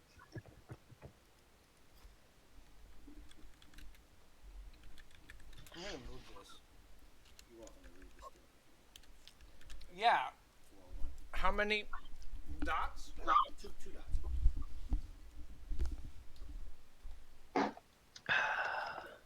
Maybe it should actually be called Cursed with Pride. Maybe that's what it should be called. Either Low Clan 2 or Cursed with Pride. Either works. Okay. I'm gonna add that because I like that shit. Okay. Cursed with pride, low clan. In some cases, the low clans take great pride in the severity of their banes. For example, the Nosferatu believe their hideous appearance are a mark of glorious monstrosity instead of something to be hidden. You have learned to use your clan bane as a weapon, gaining an automatic success for sorry, that took me. Gaining an automatic success on one roll per story when incorporating your bane into an action. Explain that. Help me with all that. vampires have basically a clan flaw or clan weakness. The Nosferatu's clan weaknesses are all hideous. The Gangrel's clan weakness is whenever they kind of lose control of themselves, as vampires do from time to time, they gain a bestial trait. Like you might gain scales, or you might get feathers, or your fucking eyes might turn into cat eyes, or some shit like that. Permanently? For a while. Not forever, but for a significant amount of time. What up, Mick Marduk? How's it going? No. We are making vampire characters. No, sir. I don't know. Well, Hi. So, yeah. what's up, man? Low Clan Pride 2. Okay. And, that's it for your Merits. So go down to flaws. Yep. Okay. We are drinking and making characters. For Vampire the Masquerade. For Vampire Masquerade, it really doesn't get much better than this. To be honest. So, yeah. So, are we going flaws? Your first flaw is called Shunned. 2 dots. You can put it in parentheses, shunned by, in parentheses, werewolves. Wait, he's shunned by werewolves? Yes. Oh my. Basically, a particular group of people hate your guts. For some reason. Wait, how do you spell? I just have WW in mind. Werewolves. That's wear, as in like wear a pair of pants. Think of W-A-R-E. So true. I know it means man. I could be wrong about that. I'm the worst speller. What was that, Mies? I know where is German for man. Werewolves? Yeah. What the fuck? How do I not know how to spell werewolves? W-E-R-E? E-R-E. Ah, shit!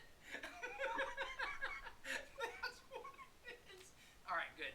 We got it. That looks right. Werewolves.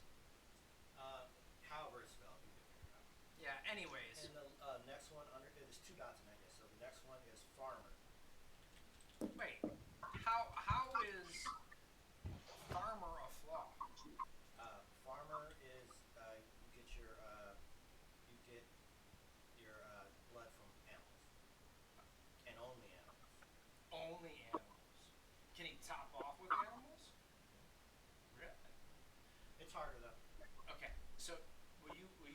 describe that topping off mechanic? Because I think that's an important. How many dots? 2 dots. Okay. So vampires are like always thirsting for blood, and Okay. the only way they can ever really feel in this particular game, only way they can ever feel satiated, or the typical way that they can feel satiated is to kill their victim, drain them all the way, um, and that leaves behind a body, Okay. all kinds of problems that come from that. I just want them to pause right there. To be satiated, that's a very important aspect because otherwise you always feel hungry. So, go on. Yeah, in this game, like when you're hungry, which is gonna be most of the time, you're gonna be rolling some extra dice Yeah. for how hungry you are. Which will impact how like your rolls to attack or to do things and all that other shit. So if those dice go really wrong, Nice, Mick. things can go really bad for you. Nice to meet you. So that is the end of the character thus far. There's another thing that we have to do. Um, oh, I guess actually I added that in already. Yeah, we have to pick your feeding style, which I already did. Farmer. So he's pretty close to being done. We still need to do some history, distinguishing features, all the other stuff that's kind of on the page. I haven't done any of that. We can do that at a later date. Maybe Yeah. we can think about some of these things that are in the background. Just some things that just to kind of go over, just really quick about some of these backgrounds. Yeah. Hey. Also, Aaron, I just wanna say like, I mean, I know we're doing this here right now, but I have the book, and anytime you want to shoot me a question or emails or any of that, I got this. Okay. But otherwise, I would say take some, some independence with how you want to, have these types of things. But history, Yeah, you might want some all the stuff in the biography. They're still sounding boards. kind of open at this point. I haven't really thought it through that much. But just to let you know, just kind of briefly, like resources of one is basically, you're living paycheck to paycheck. Like you're not all that rich, but you ain't broke. So, Okay. and status of 2 dots in status means that like the local vampire community knows who you are and kind of respects you a little bit. If you don't have any status, that's not a great thing. Let's put it that way. Because vampires are like, who the fuck is that? Put a stake to them. Like they don't know who you are. It's you're probably the enemy. So the fact that you're kind of known, that's a good thing. Um, really, the other things like the other stats and stuff like that are kind of in the book. And like David said, he could kind of walk you through all that. But all the stuff that's on this page right now is all the stuff that I have. Anything that's not there, maybe we can exchange some numbers. We can talk about some of this stuff. Be willing to talk to you about talk you through any of this stuff and kind of help develop the character to a more complete stage. Okay. I don't know necessarily about the Haven. Does he have any dots in it? Doesn't have any dots in Haven, but it is given to him from the prince based on Well, I spent those dots already. Loyal Hound. Yeah, I spent those dots in status already. So as of right now, he doesn't have a Haven. But like I said, But that's okay because I will, You guys can do it. and we can all incorporate. And also another thing about this game is it's going to be starting right after some really fucked up shit happened to vampires. So it's possible that you used to have a place to hang out, and that place got compromised. So we might All right. Like London. like what happened in London. That shit's been happening in other places too. It just hasn't swept all the way through Chicago yet. Hmm. Do you have a map of Chicago? Because what I would like to do. I don't have the book out. I don't have the book isn't out for Chicago. Okay, because what I would like to do is I would like to change this map then, Sure. if we can, to Chicago, and then yeah. So again, guys, if we can utilize this board, let me know if you have any technical issues with Steam or Tabletop Simulator or anything like that. Um, it's not intuitive, so I do expect you guys will, even if you kind of get logged in, you'll need to let me know, and then I can set you up. Sorry for the food flash.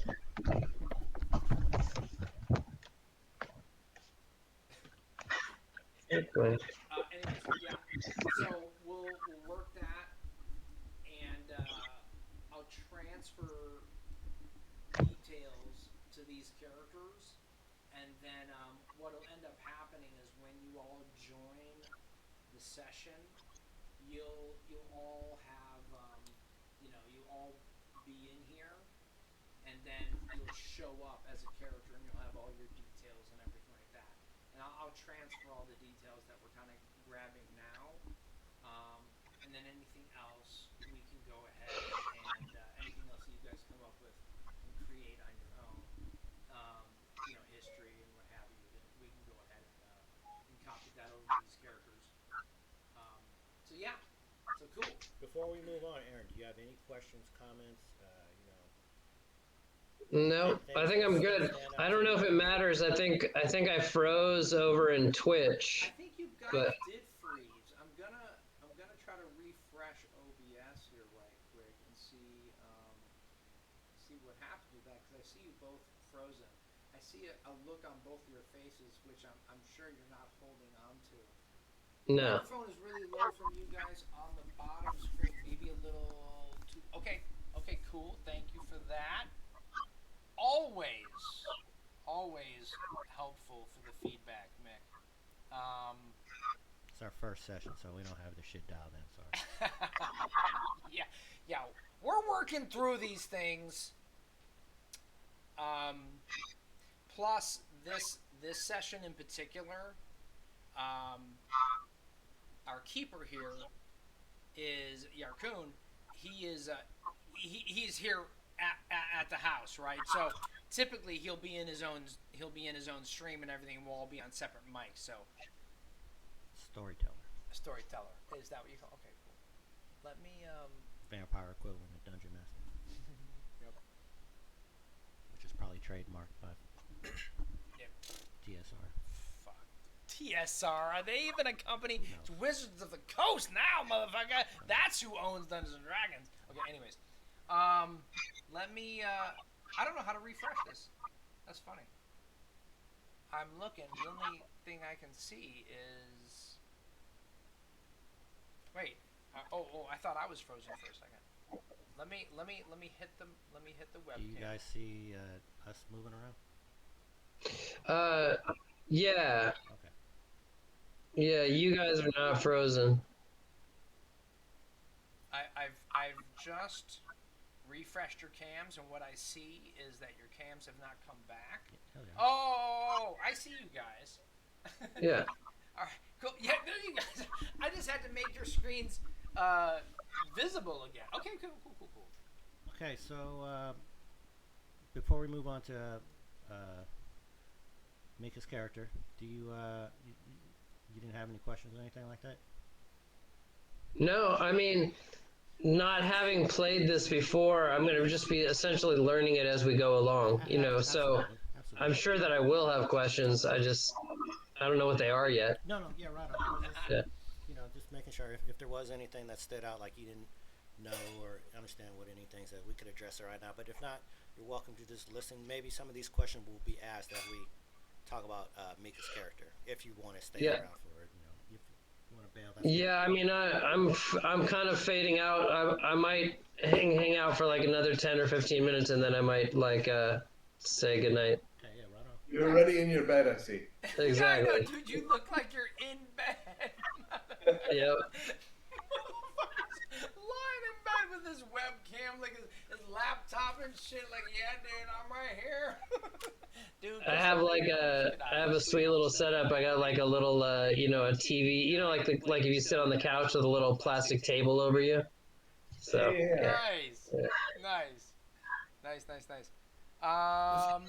Thing. Cool. All right, anytime you're ready, Mika, let me know. Yeah. So hey, Aaron, we will sign off, and you have a good night. I mean, dude, thank you so much for joining because I was super psyched about trying to get these characters built and get this Yeah. campaign off the ground because this has just been a world and like It's a chronicle.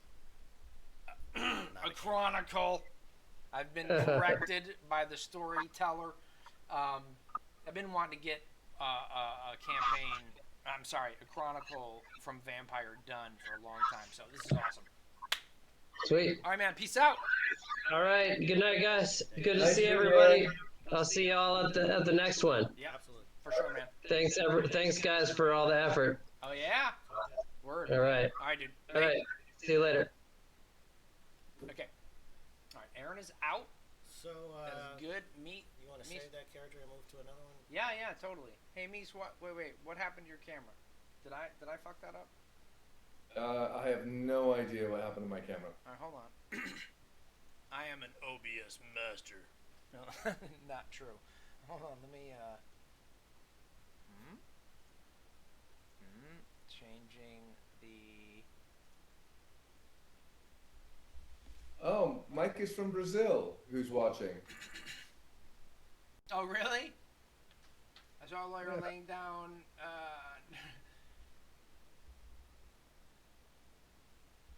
Yes, way less formal. Yeah, we're just chilling. Yeah, this is no well-oiled machine here. Yeah. So we're about to walk through another game, another character generation, and I've never done this before, this game either. So they're teaching me as well. Yes. So Alright. you and I will learn together, Mike.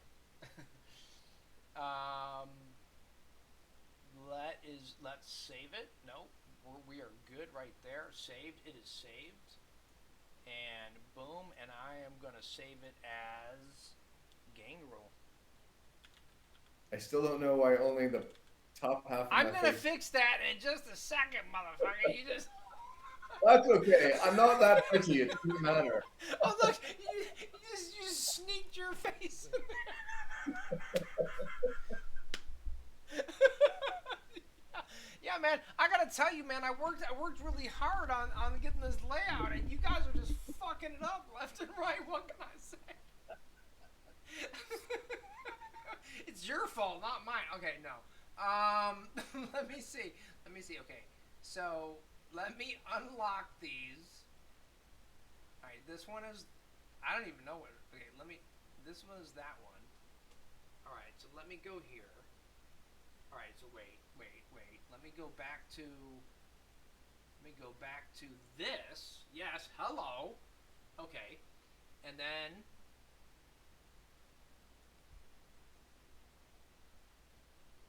Hi.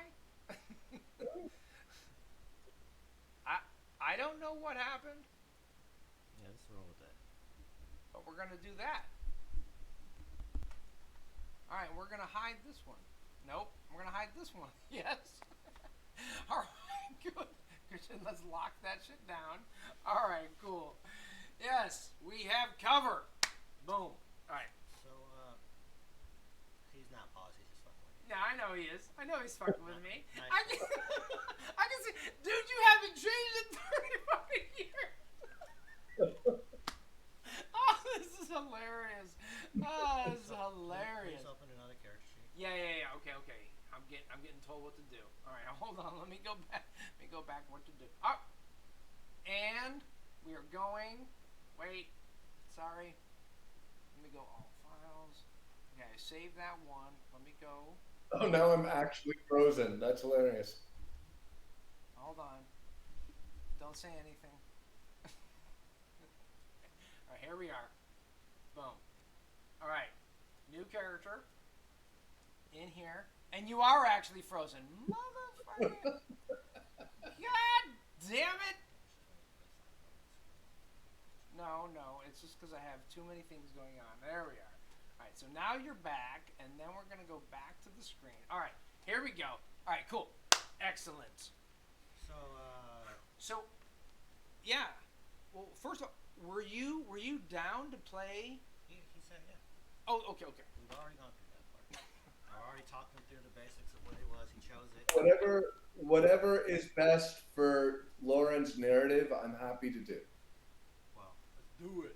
it's coincidentally that also, but yes. Um, so I actually have a concept here written down, Cool. and that is home improvement TV personality. So you have it filled out already. No, I just have it on my Ah, what gotcha. I've written down. So feel free to not write that down or whatever. Come on with your own shit. Uh, Right. his predator style Yeah. is scene queen.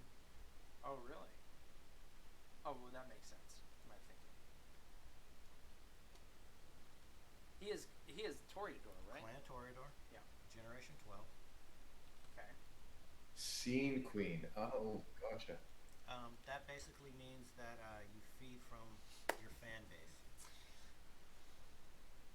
Like you got like people who are like, oh my god, you're awesome. You're like, yes. Yes, that's right. What else do you need? Um, so physical stats. Wait. Oh, did we? Okay. Cool. Should I be Physical filling stats. these out too, Lauren, or you just can afford this one to me? Say that again. He Should I has be a filling this out physical too, or are you copy. just forwarding it to me? He's got a physical copy. I have this. I'm gonna do this, and then I'm gonna forward it to you. You can do Perfect. it if you want, Yeah. but I'm gonna do it, and I'm If gonna you're doing at it least, anyway, that's great. yeah. The reason why I'm doing this is just to capture it, and then I'm gonna put it onto the tabletop. Perfect. It's just this is easier to work with than tabletop right now. So Absolutely. yeah. So cool. Physical stats. But I should go ahead and buy tabletop, right? Yeah, on Steam, if you get tabletop, it's $15. I'm not worried about it. Yeah. Yeah, it would be. It makes it easier. I just the only reason why I'm I'm going through hesitant. considerably more than $15 tonight already. The only reason why I'm hesitant is because we're not 100% sure that's the medium we're gonna use, or maybe we'll just. Right now, it's looking like we are going to use it because there's not a whole lot of other good options. There isn't.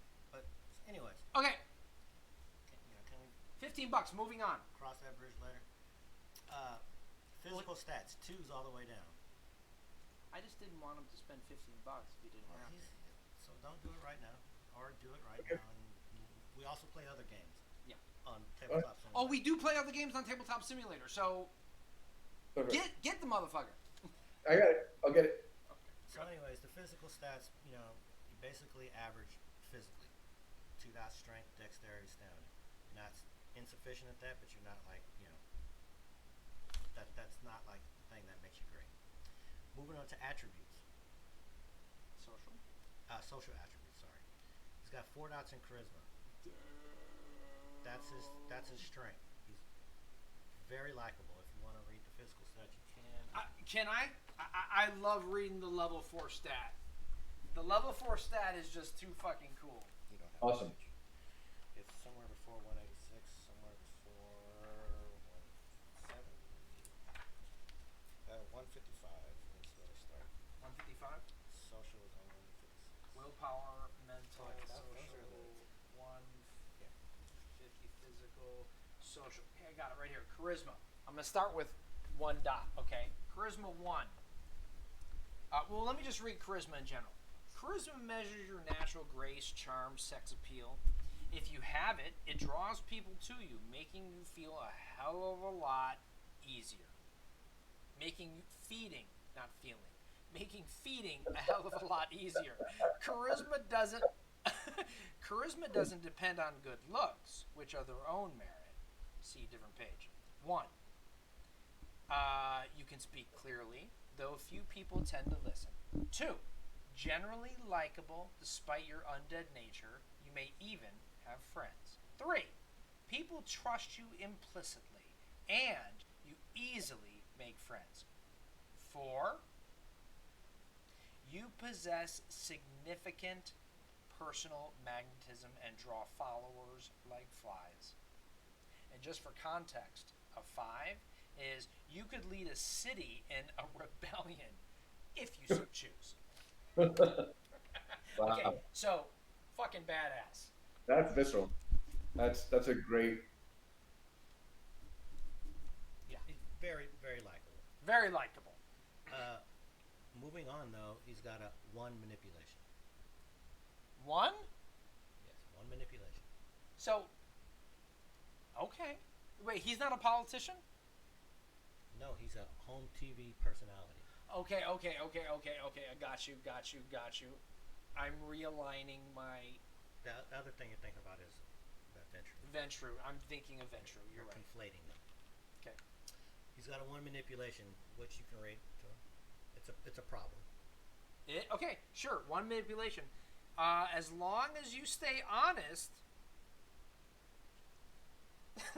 you can convince people to do what you want. Yikes. Yeah. So he has a composure of 3. Okay. Can I obfuscate? Hiding who you are is not something you do well. Basically, not really. It's kind of my job. Toreador are very much see me, appreciate me, love me. Gotcha. Not don't see me, I'm not here, none of that. So no. Gotcha. That doesn't mean you What never, is in the game mechanic? What does composure cover? Oh, yeah, I'm sorry. I'll read it. Composure. 1. The slightest insult or confrontation could drive you to frenzy. 2. You can subdue your predatory instincts in most non-hostile situations. 3. Others look to you for guidance when the blood splatter hits the fan. Okay. So composure allows you to remain calm, to command your emotions, and to put others at ease despite anxiety. It also represents your ability to stay cool in everything from firefights to intimate encounters. Gotcha. 3 is good, dude. 3 is good. anything that you have 3 in means that you are much better than the average person. Much Gotcha. better.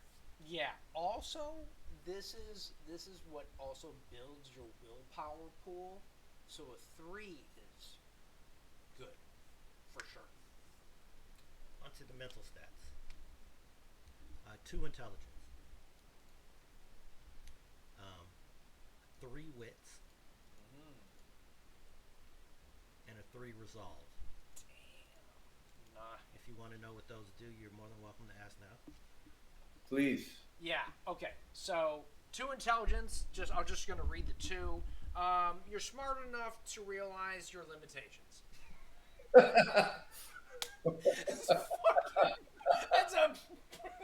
That's a brilliant one-liner. Okay. It really is. It means I'm not from Florida. Sorry to everybody from Florida watching this. Okay. Wits. I'll just quickly read the thing. Wits are for thinking quickly, reacting correctly on little information. You hear a sound. Is wits. You hear 2 guards coming. Is intelligence. Wits lets you smell an ambush or answer the harpy, capital H, back at court right away instead of thinking of the best response the next night. So, with a 3 wits, you can analyze the situation and quickly work out the best escape route. It's good. Resolve. Resolve provides focus, determination, and measures concentration and mental fortitude. Resolve powers all night watches and blocks out distractions. With a 3 resolve, distracting you takes more effort than most people want to spend. So, again, resolve also builds your willpower pool. So I'm just going to go ahead and create that. Your willpower is a 6. So that's good. That's definitely above average, I would say. I think average is 5. Well, probably well, no. Actually, the average is 4. You have a 6, so yeah, it's good. It's good. Okay, so moving on to the skills. Mm-hmm. I'm already seeing some things about these skills that I'd be willing to change, but like I said, this is all preliminary. Athletics. Big print. Yep. 3 dots in athletics. Wow. Uh, That's a little it's a lot. curious. Uh, I know how to swing a hammer. you build houses and you put in the work yourself. Oh, that's true. Right. He's a You can carry stuff around and like you're not like the guy who just shows up to the site and fucking points around. You're like you're getting in there kicking down doors. right with the last, like at the end of the day, you show up the last hour of the day, like, okay, seeing how it's going. Okay, good. Yeah, you're fit. You're 3. You're fit as a fiddle and could play professional sports, night games at least. Okay, cool. Wow, that's significant. Moving on to craft. He's got 4 dots in craft. This is the thing that makes you. Wow. Okay, is there a specialty involved here? There is a specialty. He's a contractor. Okay. I will read this because this is your defining, skill. Craft broadly encompasses artistry, creation of items, and utilities, from the beautiful to the functional, and arts and crafts from throwing pottery all the way to building and reinforcing your own haven. When you take this skill, you get a free specialty. Unlike most skills, you can have more specialties in craft than you can have in dots. Okay, cool. So a 4 is your skill is highly respected among the kin and kindred are aware of it. Cool. So 3, your creations can be beautiful or horrifying, but their intent always clear. 2, your craftsmanship is admired for its functionality, and 1, you are an amateur, but you know what you're doing. So, But the 4 was respected by kin, right? yeah. Highly respected among the kin and the kindred. Kin are like humans. Yeah. Thank you. Is it kind? K-I-N-E? It's K-I-N-E. It's K-I-N-E. Yeah, that's like humans. Okay. Okay. So your skill is highly respected among the kind. I guess you pronounce it. Yeah, that makes sense because that's actually English. K-I-N-E. Kind and kindred are aware of it. So that means the vampire know your shit. Yeah, you're like Kind of like a Gaudi. a TV star that like actually knows what the fuck he's doing. That's kind of apropos. Yeah, I love Gaudi. Anyways, moving on. Yep. Oh, specialization: carpentry, carving, design, painting, sculpting, sewing, weaponsmithing. He's a contractor. Somebody who builds houses, right? That's the term. Well, what would you say? Me? General contractor is like a. But a contractor is more of the business side of things. Isn't the craft more? That's actually correct, David. Okay, how A about general architecture? contractor is a legal status Yeah. that you can manage it. Mostly, to get a general contractor's license, you need to know about contract law. As far as bidding, responsibilities means you have licensing and bonding. The amount of general contractors that don't know how to fucking do a thing would horrify you. Okay, it's just the word that I came up with for somebody who builds structures. No, that's absolutely, and I think it still communicates it by the common Okay. way it's used. If we could change it. Or, Unless you want to change it, yeah, right. That's just the idea that I had. Because there's carpentry, design, sculpting, painting, sewing, weaponsmithing. I want it to be a more broad. But you want it to be- than just you being want- you able want to to be- work with wood. But carpentry is pretty broad, is it not? Somebody who builds structures. So can I weaponsmith too with this skill or no? No, this is not about building weapons. It's So the specialty is important. That's why I wanted to Yeah. understand the contractor really doesn't say much about the craft. So home builder might be a better choice. But I mean, for example, yeah, I've got a skill set in real life where I can build a house, but I can also I could make stage weapons, and I have for like opera and theater houses. But You could forging an actual real sword, absolutely not. okay. So for Could the I base weld something you could beat someone to death with? Yes. for the mechanics of the It's not game. gonna cut bamboo reed. So just for the mechanics of the game, you could take yeah, your dots in craft and say, I want to try to do this thing, and kind of Hmm. come up with a reason and incorporate your skill and come up with a good story. Then you'd roll dice to see how successful you were at it. So this is just kind of like, you're crafty. I Yeah. put in builder carpentry because I feel like that can incorporate wood, stone, metal, any of the mediums that you would need to build fucking something, right? Civil, like in general, like right? Some basic welding, Yeah, etc. yeah, yeah, yeah. Okay, cool. I mean, whatever. I mean, you guys should figure it out. I'm just writing it on here, but Like I said, I'm not a pro at this stuff, so this is just shit yeah, that came out of my. we'll we'll work it out. Yeah, Okay, so he has 3 dots in firearms. 3 dots and fuck. Jesus Christ, what the fuck? Really? 3 dots and firearms? Where did you go to school? Well, see, this is the thing. Remember, the name of his show is Diamonds in the Rough. So he not only like goes out into the wilderness, but like he takes a gun with him, and like he's just not out there like part of the show. Remember he's part of this TV show, so But isn't that gun kind of for show? not for him. Not well, which is the word. I hear that. Like Not for him. yeah, I mean, Okay, And like so I said- 3 stars. and 3 stars. Like, Listen to like me. I said, 3 dots. again. We can move some of these dots around.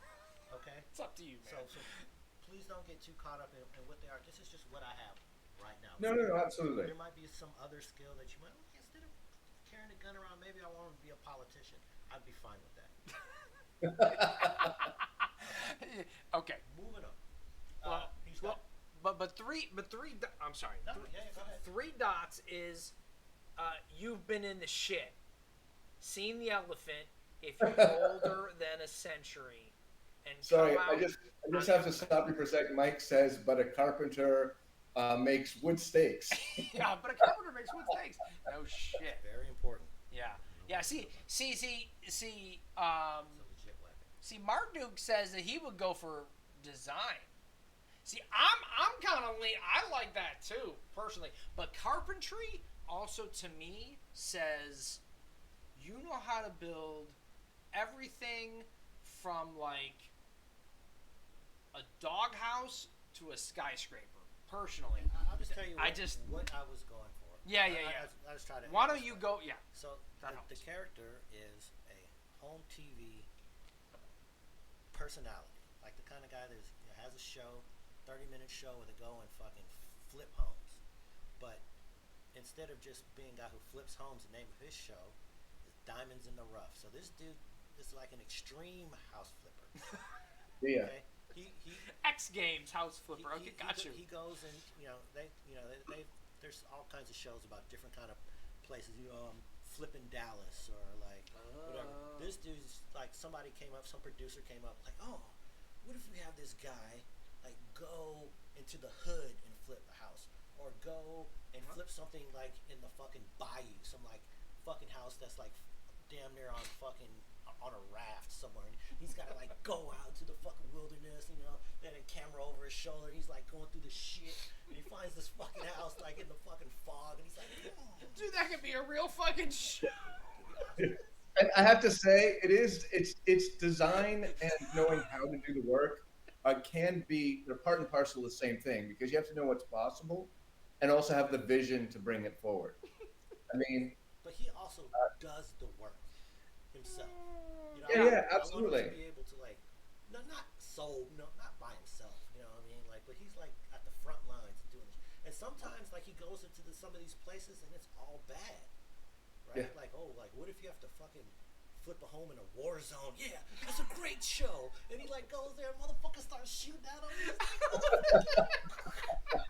So he's been in some shitty situations. So like, he like go fucking flip a house on like the war zone between the Crips and the Bloods, and they're like trying to fucking slang crack on the corner, and it's like a fucking drive by, and the motherfuckers. Motherfucking ridiculous. I love it. I absolutely fucking love it. Okay. Mike Marmaduke says the Bear Grylls of house building. Got What it. the fuck? Done. Which makes sense. Three fucking dots and firearms, motherfucker. What is he packing? What is he packing? Is a fucking Desert Eagle? That we could come up with that. Oh. And also, this is a role playing game, and fighting is important.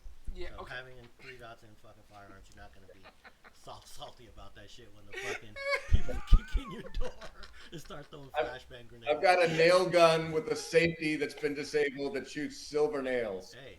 Oh I like it. shit. I like it.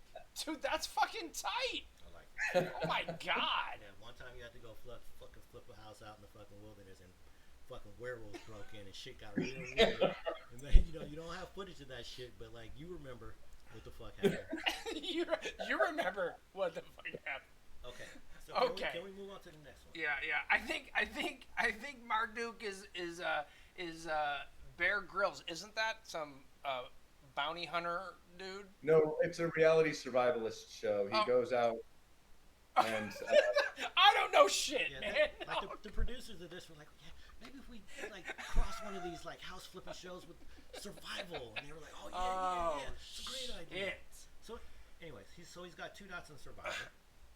Okay, so 2 dots in survival. That's no joke. That's good. Okay, moving on. If you want to read and tell him what it does, you can. Okay, yeah, sure. Survival, 2 dots. You spend more time outdoors than inside. You can track anyone who doesn't possess woodcraft. Okay. Woodcraft, seeing as that's not a skill on here. Track anybody that doesn't have woodcraft must be a typo. Anyway, It says track anyone who doesn't possess woodcraft. I don't know. yeah, it's someone who's not forest trained. Oh, wood. Yeah, that can't cover that doesn't know how to That cover probably their doesn't gear. have survival. Yeah, you can Yeah. track anybody that doesn't have survival. Okay. Yeah, that makes sense. Social skills.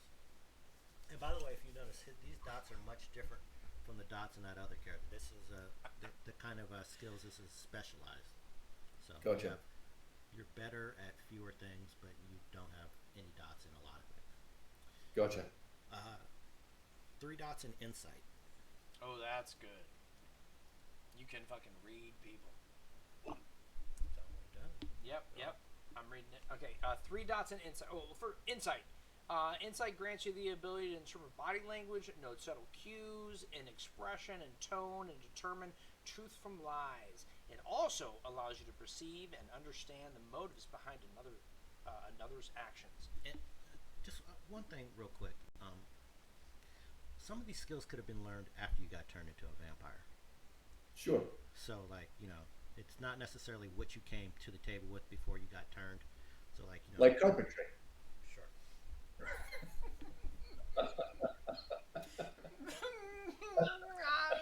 Maybe.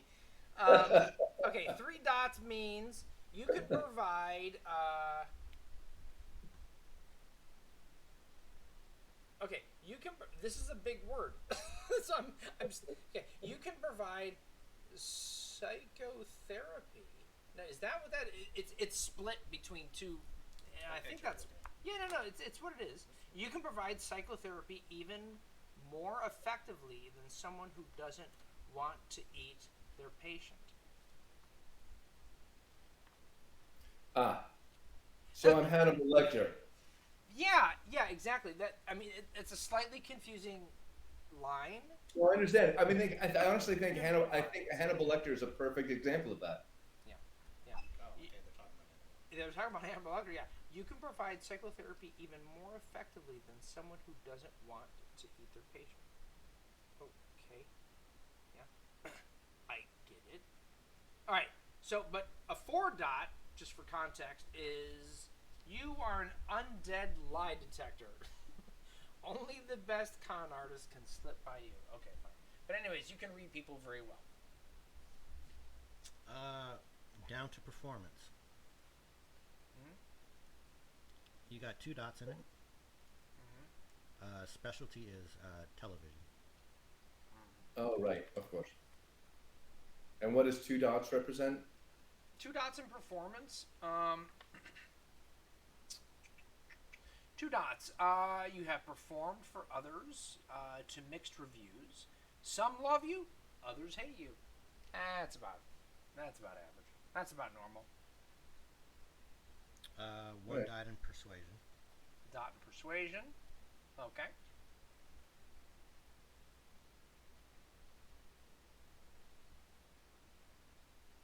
You can sell to a motivated buyer. That's what 1 dot does. Hmm. Next column, academics. Mm-hmm. Academics. 1 dot. Okay. Not Basic, exactly. basic Not primary everything. and secondary education, night class at community college.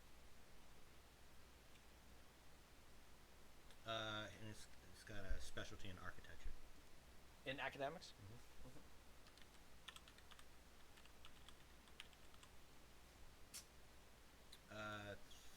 3 dots in awareness. Wow. Okay. Goes with the survivalist. And goes with being a toreador. Mm. Their abilities are very much about supernatural insight. Yeah, that's interesting. Go ahead. Awareness. Awareness handles your perceptions. You may spot a child of Hakim before a strike occurs, spy a key dropped in the trash, or sense a lingering perfume.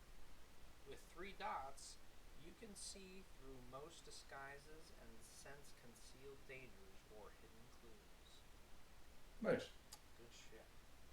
So, Mike Marduk brings up something that I was wondering kind of behind the back of my brain myself. So much charisma and almost nothing in persuasion. Are the is the skill and the attribute stackable in a way so that, They are. okay, That is so that if you exactly can have a correct. got it. Well, So, it also means that if you were to have a higher persuasion, you would be incredibly good at persuading people. And so, like I said, some of these dots can move around. Like maybe, if we wanted to move one of these 3 dot skills that maybe kind of stood out to you as not being so great, like maybe athletics, we could swap athletics and persuasion around. That's something that we could definitely talk about. And like I said about these characters, is not, you know, I haven't gone through every single, checked every box and like, oh, well, what about this situation, whatever. So that kind of comment is just the kind of thing that we should really be thinking about. Like, Grant. does it really make sense that somebody that has all this charisma would not be better at persuading people? Like, we could think about that. That's legitimate Comment. feedback. Or, Yeah. and skills can go up over time. say that again. Skills can go up over time. Oh, absolutely. Of course, you spend experience points to raise stuff, given the Yeah. right. So I'm a first level character, right? The equivalent of. So. No. No. We are. No, you're not. You're not coming. You're thinking 4 or of yourself 5. more like a 5th level Oh. character, Gotcha. maybe 4th level. Like if you're talking about D&D, this has. He's been around for a while, like almost a decade. Yeah, right. That's one thing I wanted to mention to Aaron too, is that we've been turned for about a decade. For about 10 years we've been vampires. So, we've had some time in this which might have something. Skin. We might have to rethink about like when did they start the home improvement network? Is that 10 years ago? Like all this kind of stuff. It's the world of darkness. It's not exact copy of the real world. Uh, but yeah, you've been around, so you are beginning in terms of being playing this game, but your character is not a newbie. 10-minute warning. I'll say whatever. I'll just send you a new email. Okay, next skill. That That was awareness. awareness. Last skill is science. One dot in science. Physics as a specialty. Absolutely.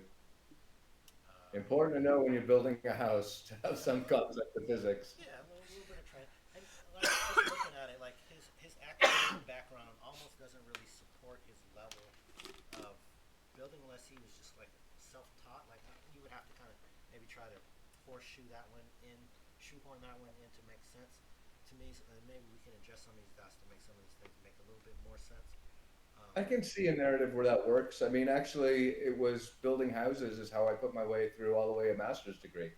I mean, it was, but that the education, the house building came from working for other tradesmen. Cool. Yep. All right, like I said, we have plenty more time to talk about this shit.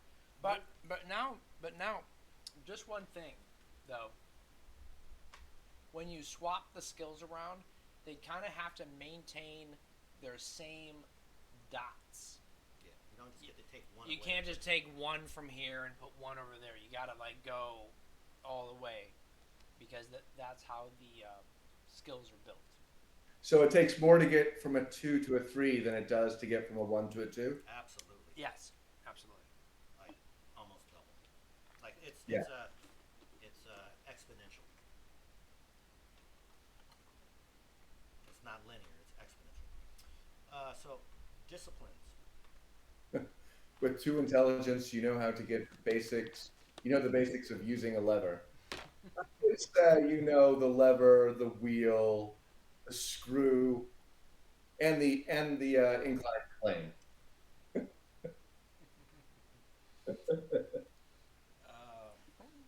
Disciplines. Aspects. Mm-hmm. 2 levels. Okay. First discipline. Sense the unseen. Basically, you can supernaturally detect things that are hidden supernaturally. You're really good at seeing things that are hidden supernaturally. Fair enough. Like a Nosferatu obfuscate. Is that that's a Nosferatu like sort of core ability? Fuck yeah. Or like maybe there's some wizard out there that has like put some like ward on this building, and you're like, oh, this shit's fucking glowing. What's that thing? Everybody's like, huh? You're like, dude, don't you see the fucking pentagram right there? Like it's like Oh, glowing. nice. Glowing to you. Oh, so wait, so you're saying that with this you can actually see maybe runes Ghosts. or wards? Like, there's a fucking ghost standing in the middle of the fucking room. A ghost. You don't see that ghost? Wow. I see dead people. Type Does shit. that include seeing through a glamour? If there were such a thing, very possible. You know, like it's a disguise, Yeah. supernatural disguise. Yeah, absolutely. Depending on there's different mechanics for different things. Sure. But yes, absolutely. Good shit. Second level is called premonition, which is basically you get free storytelling information about shit that might be going on. You're like, oh wow, like I think fucking train is about to come down this tracks. Everybody's like, huh? Next thing you know, 10 minutes later, a fucking train's coming down the tracks. Sure. Premon. Premonition. Premon. Premonition. Next discipline is celerity. CELER. It's already celerity. Yeah, I'm just spelling premonition right now. No, you're good. You're good. I'm learning. Okay. 2 dots. I just put 2 dots in there. How much? Two dots. Okay. What was that? I just feel like the root of premonition is Prometheus. I think he was the god of premonition, essentially. Well, he was the god that gave gave Fire, right? fire But to he was the god of humans. specifically of forethought, or the Titan of forethought. Right, he was a titan. Right, he wasn't really actually a god. Yeah. Yeah, but his special thing was forethought, or seeing things in advance. Mm. I think from Prometheus. it comes from that as far as a word. Prometheus premonition. Yeah, yeah, yeah. Maybe it does. Yeah, yeah. That sounds cool. I like it. Definitely spelled it wrong. Anyways, Yeah. celerity. The first one is cat's grace. And Okay. Ooh, what's celerity? Sorry, celerity. I don't know that. celerity is Speed. the supernatural discipline of being fast as fuck. Okay. That's a quote. And that's just my way of explaining it. Sure. Celerity. Super fast. Yeah. The ability to strike fast, dodge blows, and escape pursuers allows the kindred to become extremely effective predators. Celerity enables vampires to move faster than any natural creature, though it does more than grant supernatural speed, with vampires employing it actually appearing to think almost as fast as they act, while some vampires use to slice and stab at enemies without fear of riposte. Others simply use it to get from A to B faster than any person on foot. Useful. Extremely. Yeah. So, Wish I had celerity 2 dots. Cat's grace. Vampires gain a balance of grace equal to and surpassing world-class trapeze artists. They Okay. can walk and even run across ledges and wires effortlessly, and can keep their balance on the slimmest of supports. Nice. I love that. I love this ability. Yeah. Second one's called fleetness, and that's basically you can run hella fast or move hella fast. FLEA. Fleet, fleet, NESS. All right. This mastery of celerity now allows the vampire to move and react with dizzying speed. Next discipline is presence. 1 dot in presence. Name of the ability is awe. AWD. It's like, oh, look at me, I am amazing. Awesome. Yep. People like when you turn that shit on, people are like, oh my god, you're great. So Human. this is so functionally, I can use the skill of presence to stack with charisma and what was the other one we were talking about? Persuasion. Uh, well, I'm just trying to understand the mechanic. It was persuasion that we were talking about. Yeah, so I'm let's talk wondering if about all awe. these. Anyone with the presence of vampires, anyone in the presence of vampires find their attention inexplicably drawn to them. Those listening to the vampire speak might suddenly agree on subjects where they once held different viewpoints. While this power doesn't cause rapt infatuation, it is still strong enough to sway the minds of most mortals. It's a manipulation plus presence versus composure plus intelligence. Manipulation. You have 1 dot manipulation. That's all bad. We're gonna have to work on that. Is there a Okay. different one? Instead of attracting people to vampire.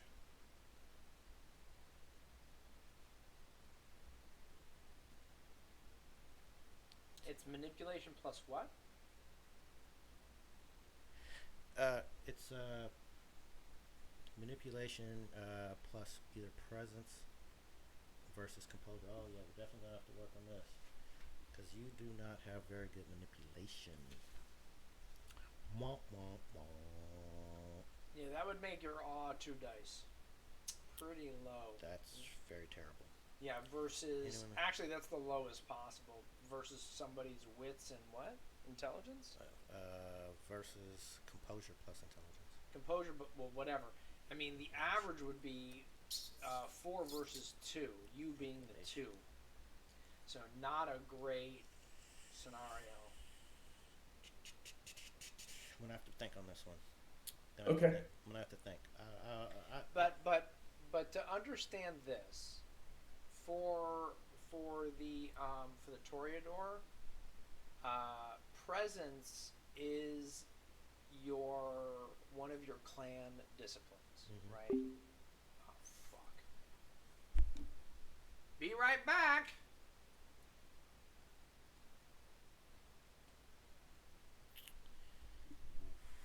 Gonna have to find a way to raise that manipulation up. Question is, where is the weak spot gonna go? Composure? That's not good. Intelligence? No. This Stamina? Dexterity? Strength? No. Resolve? Ooh, it's gonna have to be either composure or resolve. Hello. Hello. Quick room break. Yeah. Go Yeah, for it. yeah. Cool. I need to think on this for a second. Composure or each one of these two can take a massive hit. It's a problem. All right. So wait a minute. Well, let's talk about it a little bit. Either composure or resolve is gonna have to go down to one. Composure or resolve? Oh fuck. Are you sure? Yeah, tell me another one. Why not dexterity or stamina? Dexterity, definitely not. Stamina, I could see, but What about strength? he's I mean, we're really coming. He's got 3 in firearms. He doesn't have a fucking thing to Those draw. yes. I just one strength is a very limiting thing. Maybe we can look and see what it is. That's what I mean. It's at a 2. I was like, he's not gonna be great at it, but I don't want him to be fucking terrible. But a 1 stamina. I mean, doesn't that impact health pretty severely? One stamina totally impacts health. Yeah, but so does strength then too, doesn't it? Strength does not affect health. It doesn't? No. Interesting. Okay. Yeah, I mean, what if you went with a 1 strength or a 1? But he wouldn't have a 1 stamina with it. You with can easily crush a survival. beer can. Yeah, see, he's a home builder. I don't want him to not be able to fucking. Exactly. I mean, maybe he just doesn't stretch 1 dex. No, it doesn't. I mean, really, what are you gonna put a 1 in? Well, see, the thing about it is, Toreadors are kind of weak with, they get like they're super OCD. So either composure or resolve would make more sense. So that's gonna move him down to a 4 willpower. Hello. Not the greatest, Hey, not the worst. Can't start everything. Talking about some stuff you want to move around. Yeah, I'm just trying to well, figure out There- out of all the stats. having a 1 manipulation blows. Yeah. Well, don't feel like you have to solve it tonight. You can always step away for a while and Yeah, let me know what you come up with later. we could definitely talk about it. Yeah, I was just trying to think about it.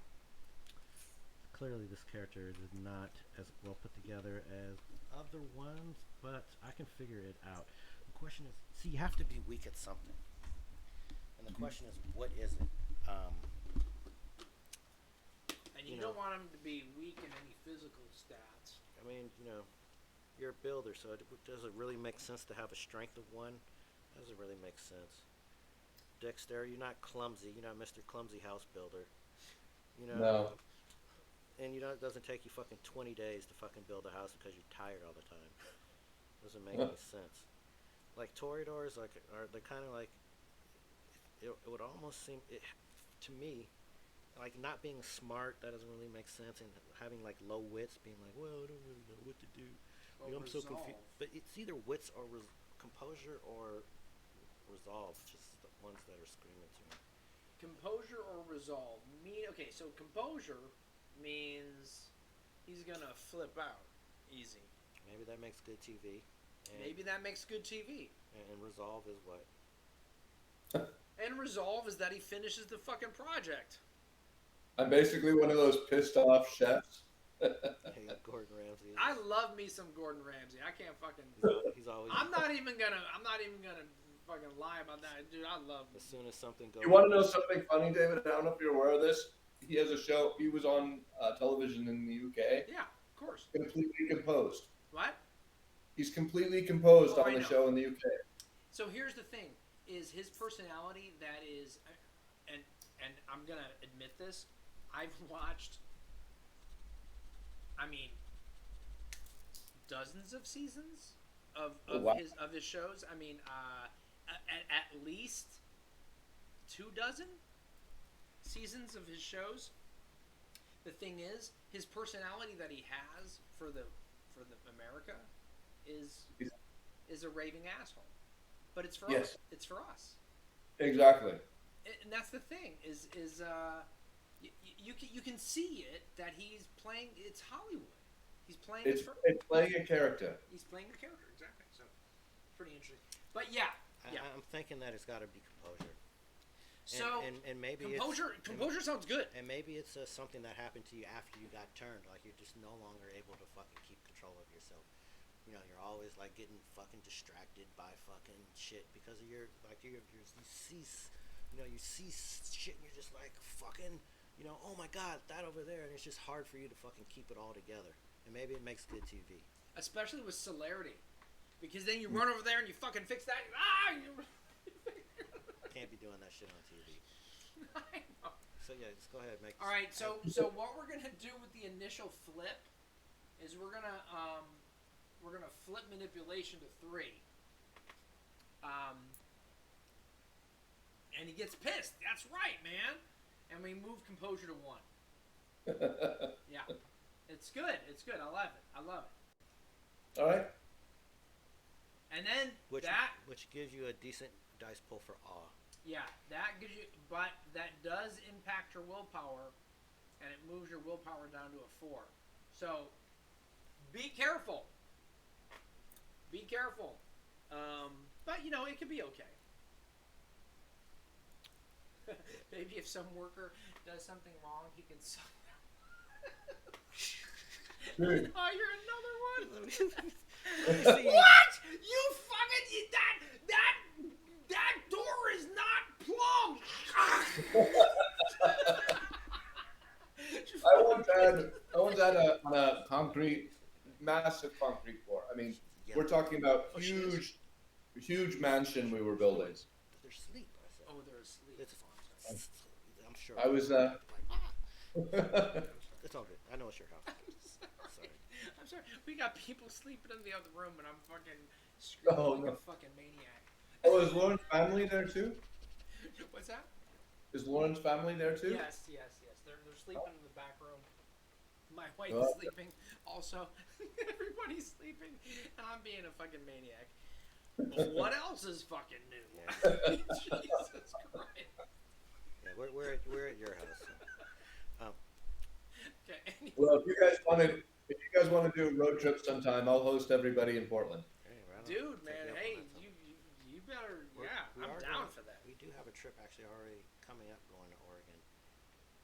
Oh, really? No, Seattle, Washington. So we'll be going through Oregon. We'll talk about that later.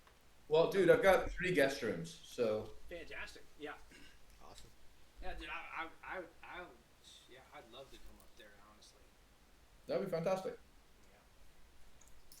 Yeah. Okay, cool. Last discipline. Fortitude. Oh, right. And people might be wondering. Nobody's wondering why everybody has fortitude. Resistance? What does that say? Resilience. And the reason why all these characters are having fortitude is a mystery.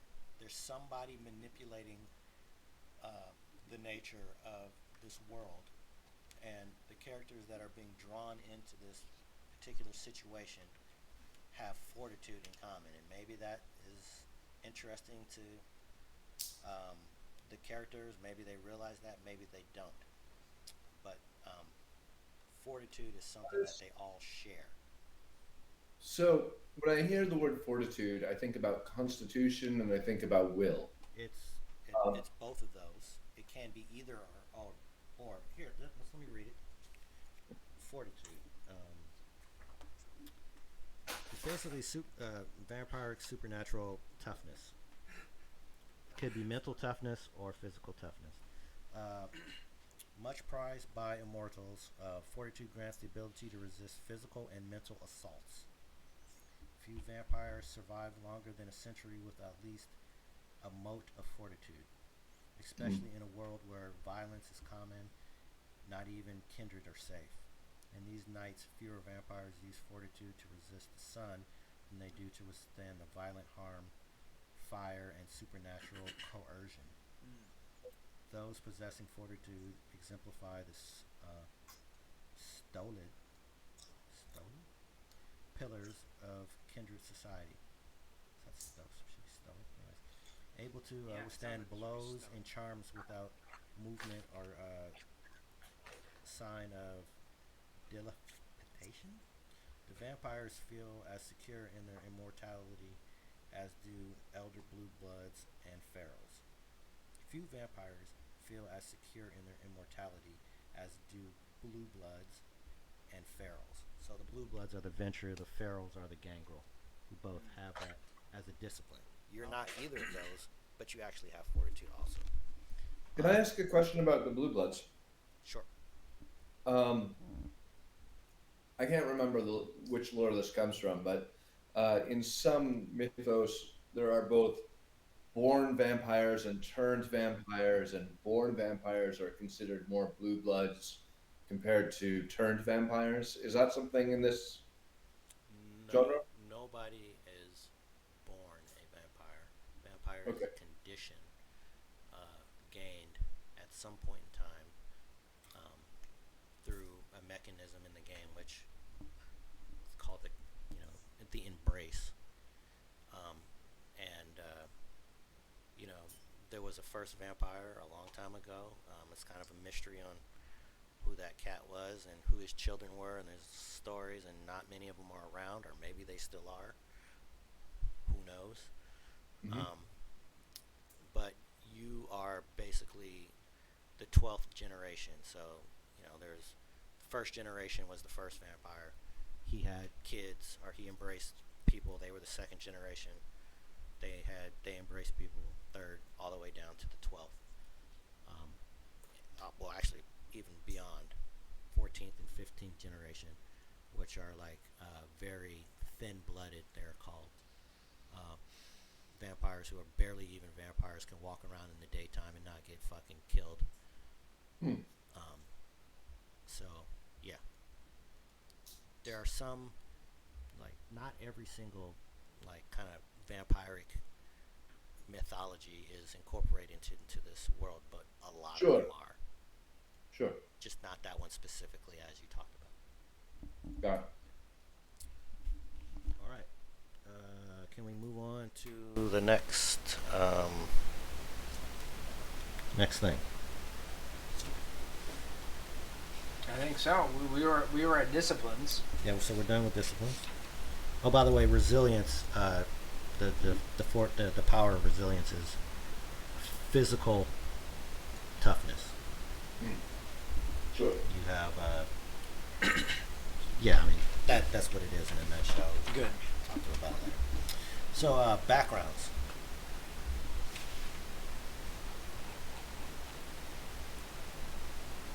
You have one dot in fame. You're a TV star. Some people actually do recognize you. I was a TV star, right? I'm not currently. Well, maybe you still are. Oh, I still am. Maybe. Okay. We can talk about that. Yeah. I haven't decided one way or the other. Your TV show could theoretically still be going on. Maybe it's in reruns. Right. City game, yeah. You're walking down the street and all of a sudden you see Anthony Bourdain. Yeah, he's supposed to be dead. You're like, hey, the fuck? What's Dude, up? I thought you were dead! And people recognizing you in the world of darkness as a vampire is not necessarily a great thing. But then again, it could be. Depends on how you spin it. You got 3 dots in resources. Dang! right. That's not poor. Put it that way. What is Three Dots and Resources Okay. represent? Yeah, I'll find that out All for right, you cool. in a second. Find that out.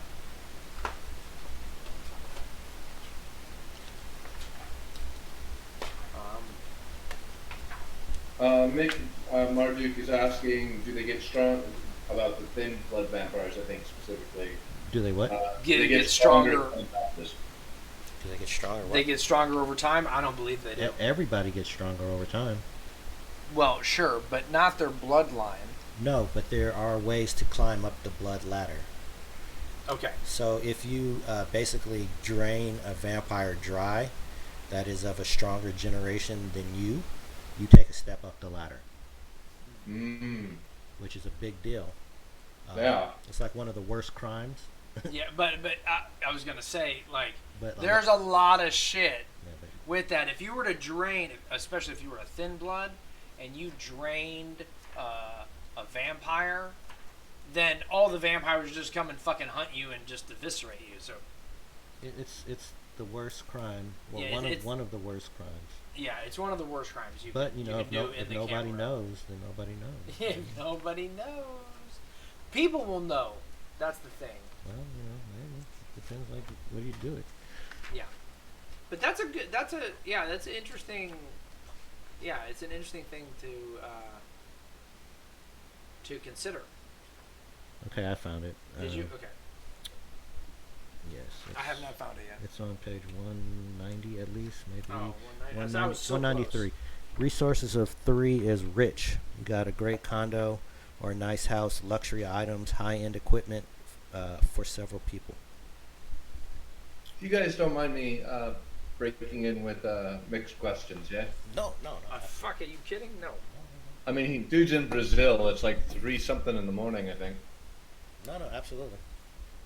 We're doing this on this platform for a reason, on purpose. That's right, for a reason, on purpose. So, this might be our first First of many. first kind of thing like this, but no, this is like, I just can't do it. I'm not looking at the screen. Do I have that right, Mick? Is it like 3:40 in the morning? Wow, nice. You're a soldier. You are a trooper, totally. 3 dots in resources, yes. He's got 1 dot in status. 1 dot in status. And that basically means you've been introduced to the prince the correct way and accepted for what you were. Got it. You're not anything more than that. Like, the beginning happened the right way and you didn't get killed for it. No, I got it. I had a letter of introduction. That's about it. Because in this, just to kind of go off in a rabbit hole right now, there are these things called the traditions, which are basically the laws of this vampire society that you're a part of. Sure. And one of them is that you don't get to make a new vampire unless the prince says so. Yeah. So and that's called the right of progeny. You basically go to the prince and say, hey man, I want to, and he's like, well, fuck you, no. Or he's like, oh yeah, you're my homie, do me some favors and you can make a kid. Good stuff, Nick. So your sire was given the permission to make you. You were done the right way, at least an accepted way, and then after you were ready to be introduced to the court, they did so. And just that. That's tight. Going down to merit, All right. you have 2 dots in looks. Stunning, beautiful. Beautiful, stunning. Beauty. 2 dots is stunning. That'd be 2 stunning. dots in looks. Beautiful. 2 dots. Okay, and beautiful. You are good looking. We can kind of talk about what that means. Yeah. I have written down. Oh wait, no, that was his charisma had 4 dots. Man, the 2 dots gets you to beautiful seems a little odd to me. That sounds like, Well, it's 2 dots in beautiful. Think of beautiful as a I see. category. Yeah. I gotcha. Because I was like, 2 dots sounds like maybe in some lights you're okay. No. You're beautiful, but So just that's how on page beautiful are 170, you? 179. Beautiful. You add 1 extra die to all appropriate social dice pools. Shit, that's dope. Okay. It could be better. You could have 4 dots in it, and it could be stunning, but you're not stunning. Oh, so it's either beautiful for 2 dots or stunning for 4. Who wants that kind of pressure? Nice. Stunning, you add 2 extra dice rolls and all social? Jesus. Mink says, with my level of charisma, I don't even need to be pretty. Oh, well, it helps. It helps. You might be stacking too much shit. So now we're down to the flaws. Wait. Beauty, was that it for merit? Yeah, I haven't put the dice in Okay. his feeding thing. Doing it. So retainers. He's got two dots in flaws for retainers. Wait. It's probably So not going please to be in explain the category of flaws. there. It's Stalkers? stalkers. These are bad things about your about. It's like let's take Indiana Jones. Indiana Jones had a phobia of snakes, Yes, he did. and he always seemed to be getting thrown in pits with snakes. Yes. Why is it always snakes? Why Right, is it yeah. always snakes? Let's take another great flaw. Let me think. I have flaws stalkers right here. Yeah. Can I read this? Yeah, absolutely. All right, cool. Flaw stalkers. You have a tendency to attract people who become a tad too smitten with you for your own good. A former retainer retains their memory of you and a desire to reconnect. They may be hungry, love-maddened, desperate, opportunistic, or any combination or variation. Should you get rid of them, another soon appears. So with 2 dots, a ghoul, a family servant, a human lover, or a dominated thrall. Give them a backstory. Build them as an average mortal or as a ghoul with no advantages. For more on ghouls, see page 234. So you got somebody, you got a fucking stalker, motherfucker. That's what you got. They're on the socials. They're looking at your shit. Another good character flaw would be like, cannot tell a lie. Yeah. Honest, Oh no, totally. honest Abe. I was more. I know what a flaw is. I was just wondering what the mechanics of it in the game were. Well, there it is. Yeah. I mean, basically, if you think about a stalker, at the totally inopportune time, they're gonna make themselves known. Why is it? They're gonna. It's only 1 dot. Did you put the 2 dots in, or? Yeah, did it you said automat- 2 dots. I know, but I'm saying it's only 1 dot. I was just okay. It's only 1 dot. It's not a. Well, then I'm wrong. Okay, well, hold So on. what's 1 dot? Let me read the other thing then. Oh, sorry. Yeah. 1 dot. Okay, so that was different. So I was okay. Anyways, 1 dot is an underwhelming retainer, a child, a criminal lowlife, or That's the baby. is that the baby? Ah, shit. My bad. Oh, I've essentially got an annoying wannabe sidekick, don't I? Or horror nerd, or horror nerd. Horror nerd. That's hilarious. Or horror nerd. Follows I've got you around. Sander from Buffy the Vampire Slayer. Yeah, right. And does your bidding without a blood bond. Build them as a weak mortal. Okay. Oh, my bad. All right. He's got 1 dot in addiction. A flaw?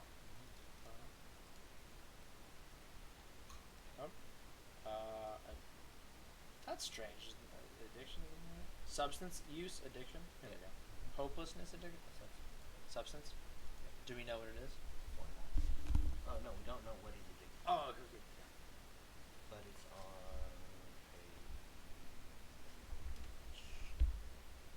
page Oh, I'm an addict. 180. Yeah. So what's that? Coffee? No. No, just a mild addiction to cocaine. Now, let's see. One addiction. Lose 1 dice from all pools when the last person you feed from was not on your drugs, was not on your drug, except rules for actions for all will immediately obtain your drug. Explain that, please. So you feed on people, and if, like, say you're addicted to alcohol. Oh, so you have to have an addiction. You have to have a drug. So you need to, be feeding on people that came out of the bar. And if they're not, if they're like, Wait a minute. if they're not, don't have alcohol in their system, then you have a penalty to your dice. So what's my personal addiction? Exactly. You haven't chosen. But let's think about it. Home improvement. I mean, alcohol could be pretty easy. I mean, okay, from ease of play, it seems like alcohol would be the most easy to feed, but from from currently pandemic or epidemics of drug addiction, meth could certainly be a Oh, especially with celerity. See, I'm trying to think of like the tie-ins to the character. Yeah, maybe they got to be on meth to, What's the? I am really fast. Yeah, exactly. So celerity, but what else? The thing that's killing everybody these days. It's not meth. It's like everybody's getting addicted to Tar. the pills. No, the pills. Oh, like oxycodone? oxycodone? Shit like It's that. like a big thing that's killing everybody. Some kind of pills. Not oxycodone. So I mean that's a. Maybe it's meth, but maybe it's like meth in pill form or some shit. I have to admit, I'd prefer it wasn't meth just because that would be really depressing.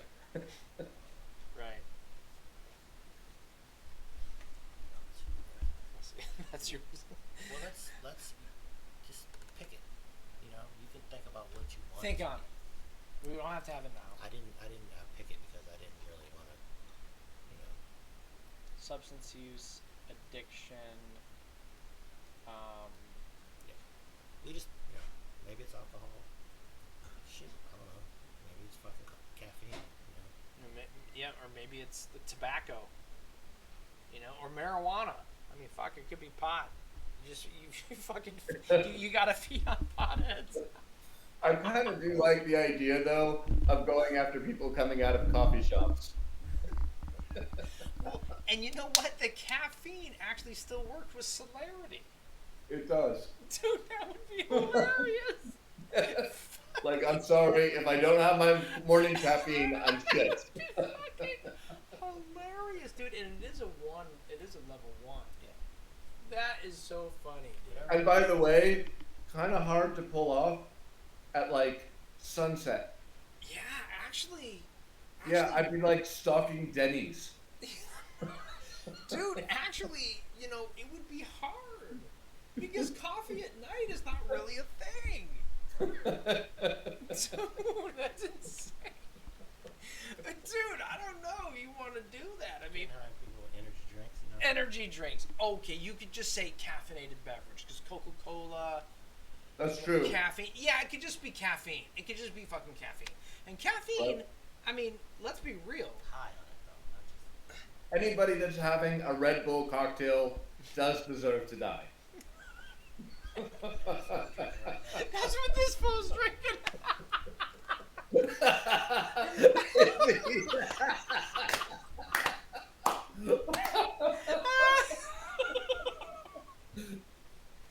That is fucking hilarious. Okay.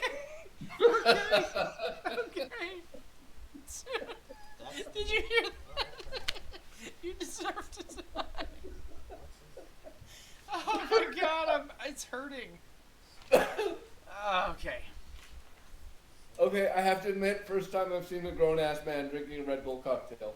I was asking today, didn't I say? I'm like, what the fuck? You still in college or something? Drinking this? he's just shrugged.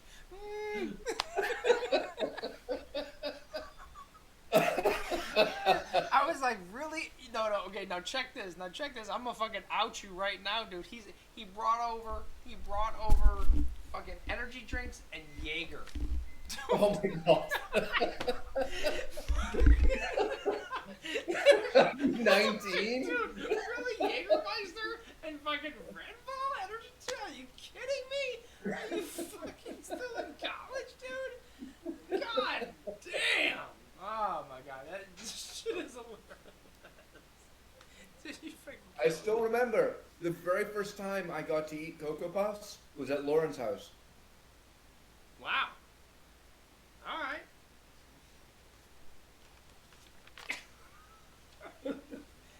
Oh my god.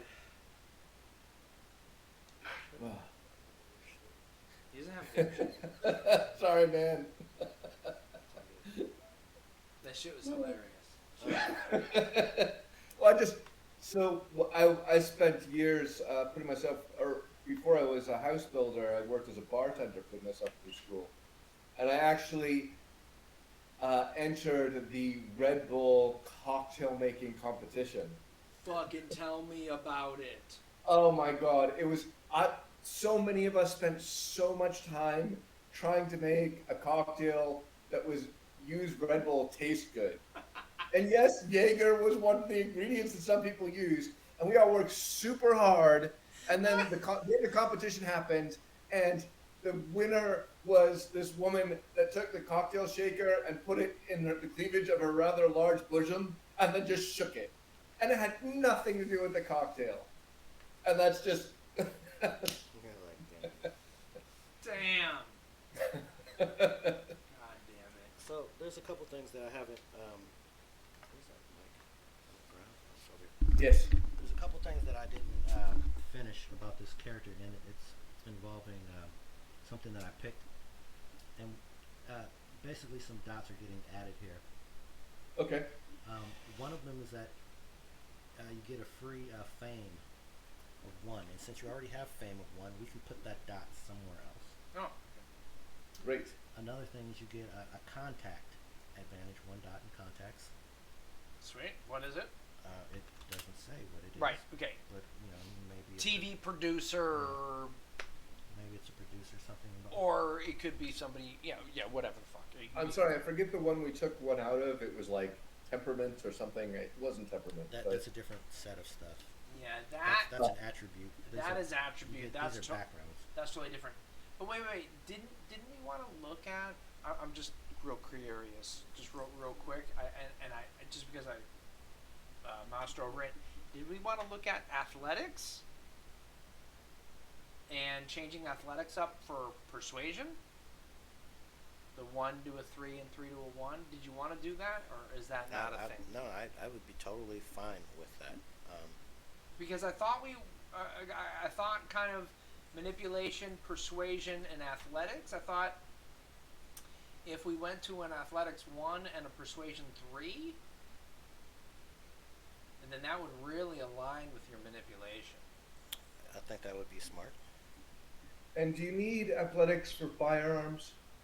No. Athletics is. You can with athletics 1. I mean, you're still going to be,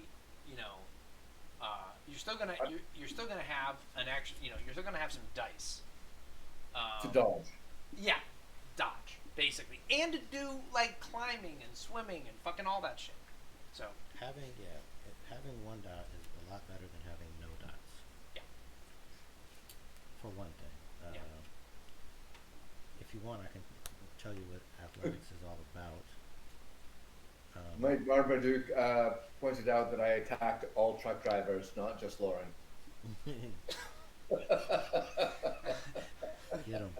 Get him.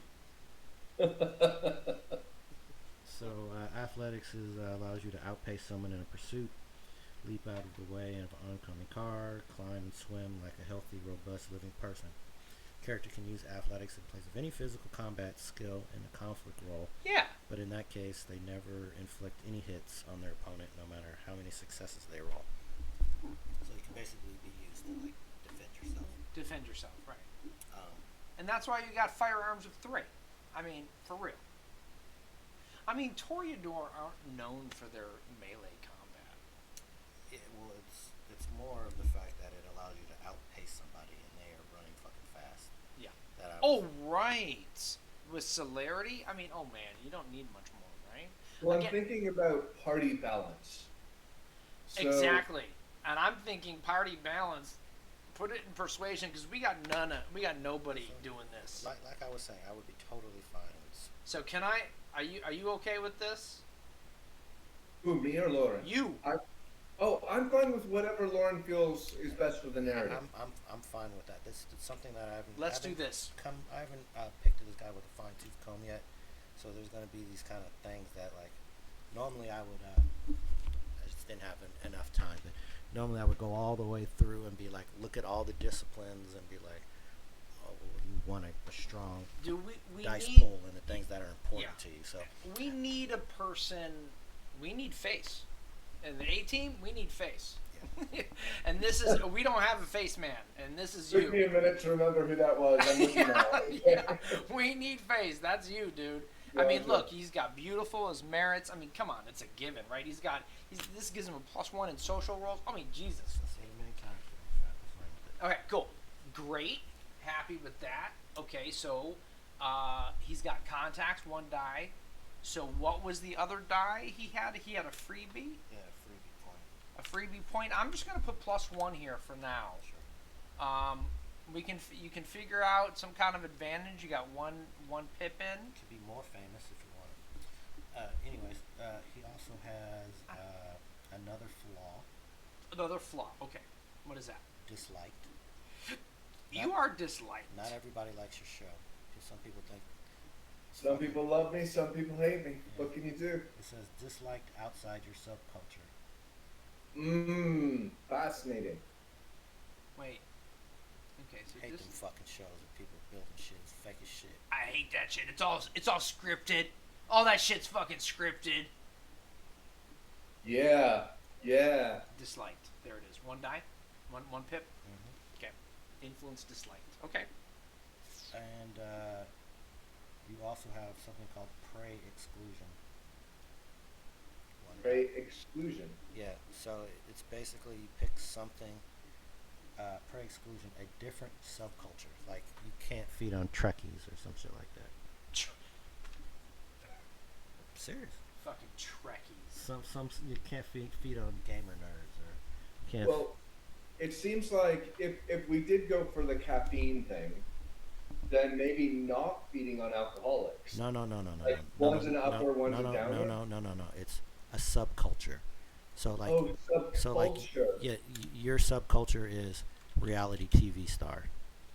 Got it. Like I can't feed on belly dancers. Exactly. Sure, wait. What's it called? Let's Prey. make it a different TV style. Like a different TV Soap operas. subculture. Something that's like opposed to like Really, there's a building different television kind. That's interesting. I was thinking a different trade. Like I just can't fucking stand plumbers. Like the taste of plumbers, just ew. Oh, okay. Sorry, I've had to fire a couple of plumbers lately. That is hilarious, dude. We could go with that. You gotta fucking do that. Okay, wait. What is it called? Pray what? Exclusion. Exclusion. What was I thinking of? Like, what's a different TV genre? Game show hosts. Game shows. No, it's not enough of those to be important. What It game has- shows? Game shows and soap operas are some of the most. No, but I'm talking about there needs to be people in that subculture, not just like stars. I'm talking about people on TV. You can't feed on them. We're talking about like People that watch those things. yes, like are somehow influenced by. It's got to be big enough to actually be a problem, like something that I could fucking work with. Why Can't not prey on social my- media? What if I can't prey on my fans?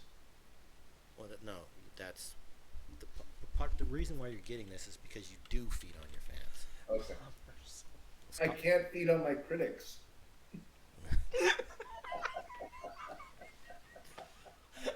I really want to because I hate them. My critics.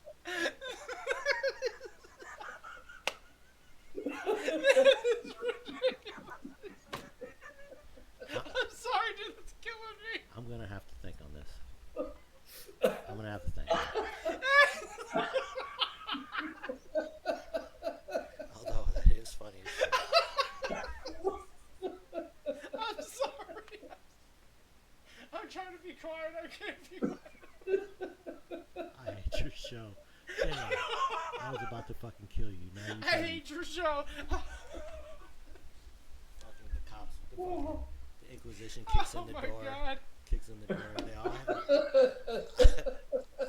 I I hate. really kind of like that from a narrative standpoint, I have to say. It's like I'm about to beat on somebody, and they're like, by the way, I hate your show. And I'm like, no, no.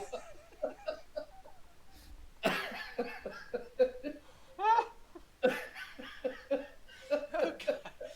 I am. I'm gonna have to think on what the word subculture means, and something in the story that I don't have to, make up.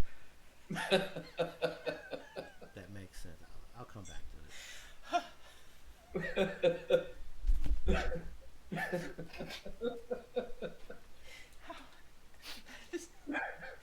Oh my God. Okay. Oh it. fuck. And what's this extra dot gonna go into? One dot on that. Right? Prey exclusion. Yeah. God damn my critics. I love Contacts, that. fame, I love influence. I really kind of hope that works out. Haven? Does he not have any in Haven? He doesn't have any in Haven. He has none in Haven. Merits? Merits, you mean? Wait a minute. Oh, he gets one. He gets one. No, he's got this other. Thing there. Mick Marduk says it would be particularly bothersome with my low composure if I couldn't eat my critics. Oh my God. So Logan like, I just storm off set. Oh, maybe there is a lore sheet. One dot that I can work with. I use the bathroom. Very right. So Oh my God. there's this. They have these kind of special backgrounds that are kind of specific to a particular bloodline. It kind of gives you some. You mean that when you say specific bloodlines, you mean Toreador? For example, or like different classes. But yeah, there's probably a Toreador one in here somewhere if I can. Like Toreador, skin deep. 1 point, no matter you're standing, dropping Helena's name in conversation with a Toreador or a vampire who knows her effectively raises your status by 1 dot. You can drop Helena's name once per story for this effect, or more often to make everyone sick of you. Descendants of Helena. Some claim that basically like one of the people in your bloodline was this chick named Helena, and you could be like, what do you mean? Helena is my ancestor, and that makes me awesome. Or be like, oh, this fucking guy again. So you're saying that would be an example of this? Yes. That's pretty funny. There's another one here that would make that you could theoretically do. It's called Peacock. You are proud of your clan's status as high, and you carry yourself with all the pomp and circumstance befitting a vampire of noble status. Once per session, you may re-roll a single die when attempting to command deference from non-titled vampire in your domain. It's kind of hard to pull off your domain. I kind of like the name dropping thing. That's pretty funny. Okay, well, I like a little humor in my playing games. Well, so I was telling them about these lore sheets. Yeah. And these are like the kind of somewhat clan-specific backgrounds. Oh right. And there's one for Toreador called Right.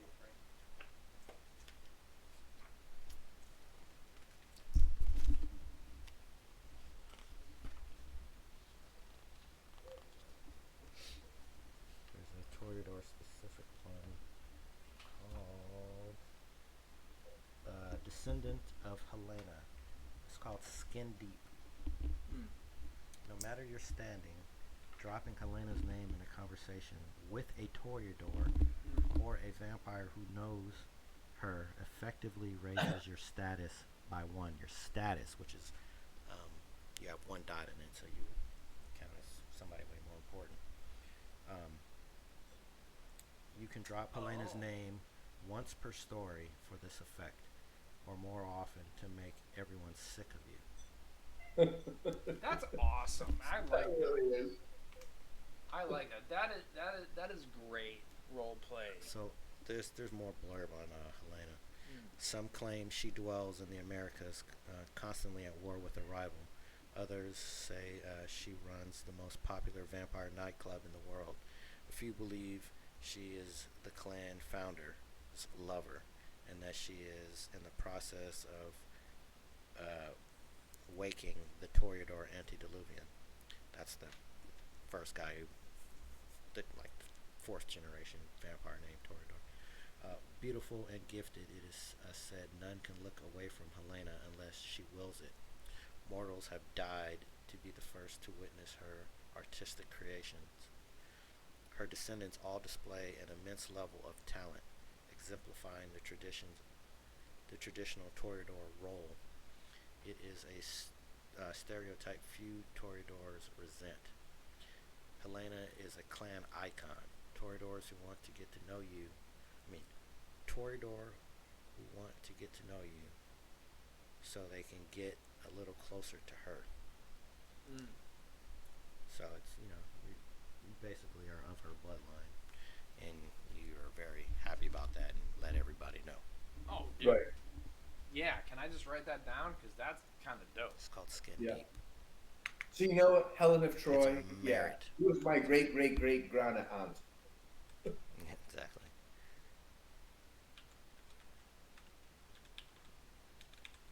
All right. Right. Find out. Yep. And as of right now, That was the plus one. Is that was correct? a plus one. Okay, cool. Yeah, because I spent 1 point. You effectively get 7 dots in backgrounds, 2 points in flaws. That was a flaw, right? That was a Merit. It's called a background. It's effect. You get these points to spend between merits and backgrounds. Ah. It's actually a lore sheet, which is kind of a separate one. Okay. Is this right? But it goes in. Yeah, Right just put it in spot? a merit. Okay. I don't see any lore sheet thing. I think it's a merit. Yeah, it's definitely a merit. And by the way, scrolling down, like right now, you don't have any dots in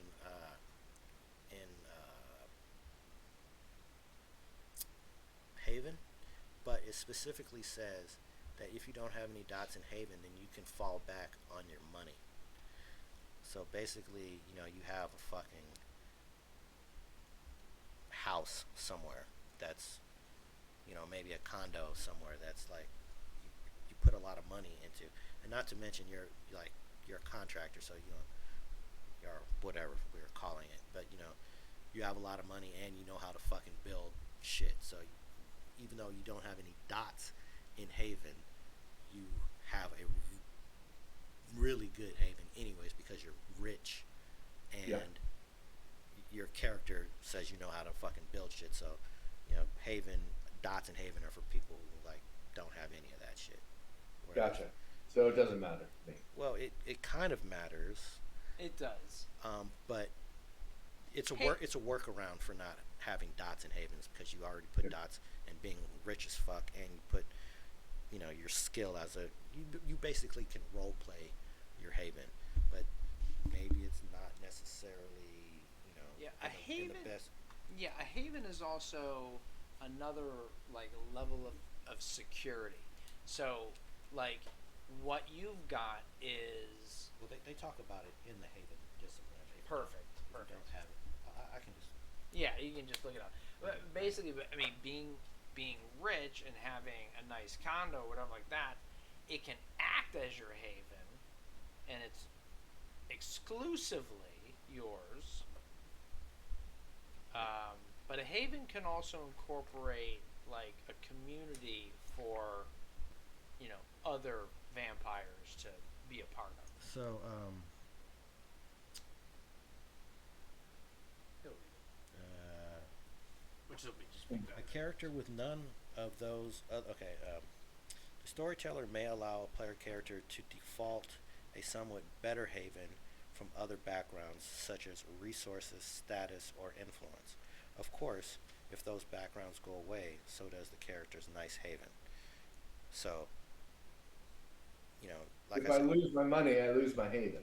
yes, exactly. Whereas if you have a haven, it comes from your community, and therefore it's harder to take away. Yeah, exactly. Like, and there are people in this world that are working against you. Right. So, like, you know,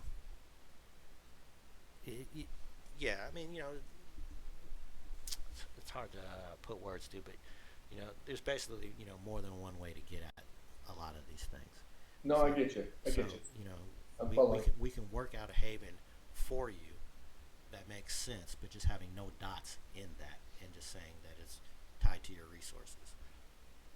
Because you have this house, you have all this money, and your kind of your thing that makes you cool is the fact that you know how to fucking build shit. So the fact that you wouldn't have a haven is kind of like doesn't make any sense. But Yeah. it's just tied to your money, you know. Yeah, yeah. No, I'm with you. Might even have some booby traps that I Right. built. Yeah, Mick. Yeah, we. Yeah. Thanks for hanging out. It was definitely fun. Thanks for the feedback. Yeah. As for a date scheduled, I do plan on putting it on the schedule that's there. So I think the idea is twice a month. Um,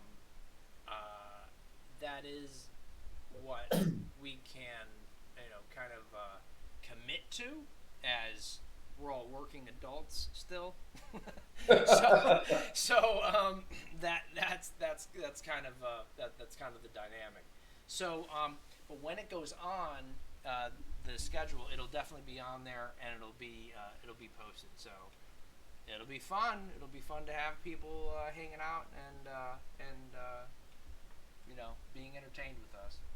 And obviously, we have fun. We have a good time. Yeah. Thanks for your comments, man. Cheers. Um, Yeah. So, is that so far, that's all the work I've put in. perfect? And there's much more to I'm go gonna save to this. kind of flush out the character and all that. And I'm definitely gonna look back through the dots and kind of look at the discipline mechanics and make sure there's no other potholes or unforeseen Sure. fucking um, unfortunate things to because the last thing we want is for you like, yeah, I'm fucking awesome. Okay, you got 2 dice. Nobody gives a fuck about you. Type situation. Yeah, that's not what this is about. Like these characters are finding themselves in this situation because there's something pulling strings to bring them together, and they're not going to bring somebody to the table that isn't been totally vetted. And the characters have no idea that this is going on. But somebody like you who actually has the ability to kind of see some supernatural shit might be able to kind of be like, hey, wait a minute, like what's all this stuff going on? Like I'm getting all these premonitions about like us all like getting fucking burned by fire, but none of us are dying. What does that mean? What I mean, that's kind of Yeah. being a little bit fast and loose with things, but you know No, you're suggesting that I'm the seer of the group. you are very much that. Your levels and aspects, which is supernatural fucking sensory, and as of right now, we talked about all these characters. Nobody else has aspects, but that doesn't mean nobody. Like there's more characters out there. At least one other that I've talked about that we don't. I'm not gonna go. Auspex AU? AU. from Osprus, the reading of the future from the flight of birds. Yeah. Awesome. For again, random fucking information. Great. AUSPX Auspex. Yeah, the ancient Greeks used to set up 4 chairs on the top of a hilltop and watch the flight of birds as they passed through the square they made above and divine the future from that. Okay. It's gonna rain. Fucking goddamn it. All right, I sent you the character sheet as it is right now. Sure, but I'm going to assume that Lauren might tweak it a bit, or you and Lauren. If it happens, you know, Yeah. I'll send all the information.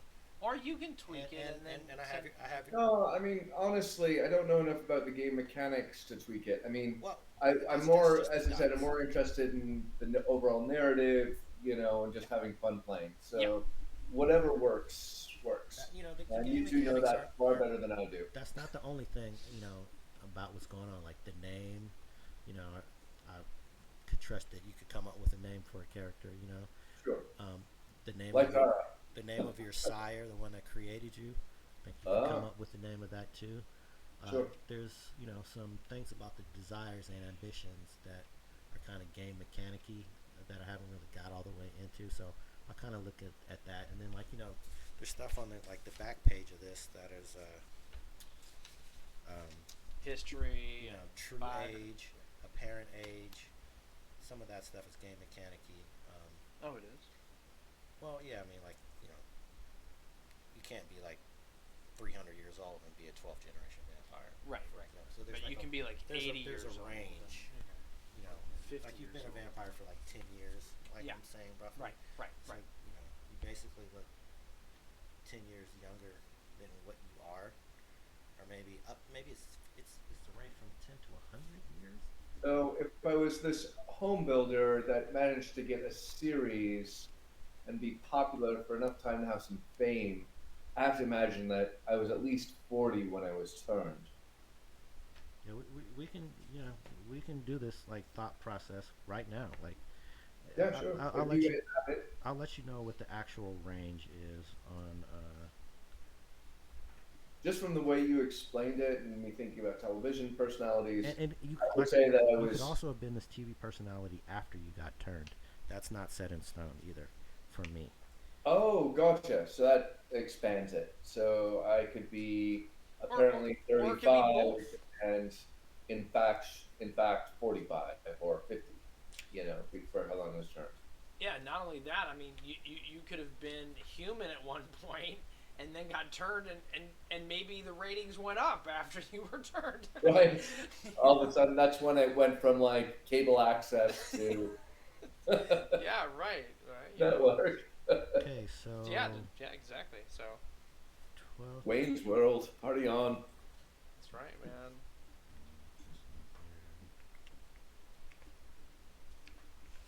There's somewhere that talks about it in here. So, did you know that I flipped houses when you picked this for me? No, this character was already in my head, and I was talking to David, and he was like, "Yeah, you know, Mika does that kind of shit in real life." I was like, "Oh, perfect." I mean, I knew that you were a contractor, so I'm like, well, I know he's got some experience with it. I don't know what the how far it goes, but yeah. The background story is my wife likes to watch these kind of shows, and I'm kind of like, you know, I've kind of got, you know, a little bit of a taste for them myself, you know, just watching Yeah. it. And I was like, you know, what if one of these fools was a vampire, you know, like how would Right. that go, you know, and, you know, it kind of, you know, goes from that. Then, like, I have this idea of the story in my head, and, you know, I've got these things going on, and I'll be like, oh, yeah, you know, like, oh, yeah, that would work for this particular thing. So, you know, I've kind of thrown some energy into, like, you know, making it all, you know, come out as, like, a fun thing. No, it's great. I mean, honestly, my first house, I flipped for 5x what I paid for it, and I'm on my second house now, and I can't help myself. I built secret compartments and shit into each house just for fun. Like my first house, I didn't tell anybody about them until somebody won the bid because there were like 6 people bidding on the house. And then I showed up afterwards and showed them the secret compartments. Nice. That's fun. Yeah, it was totally fun. I mean, again, absolutely no profit in doing that because you're not showing it until after. Right But it's until just, after. yeah, That's hilarious. That's fun though. That's cool. And like I say, I encourage you to go off on that tangent. Go down that rabbit hole, and all explore right. that and bring us all along, including myself. I have some ideas about some things, but that is not the whole story. It's only like a part of it. And Sure. the more of that kind of stuff that I have, I can feedback off of that. And maybe I already have some ideas about like that kind of stuff. Um, and like the story that I have is, it may or may not be directly involving any of the stuff that we have, but um,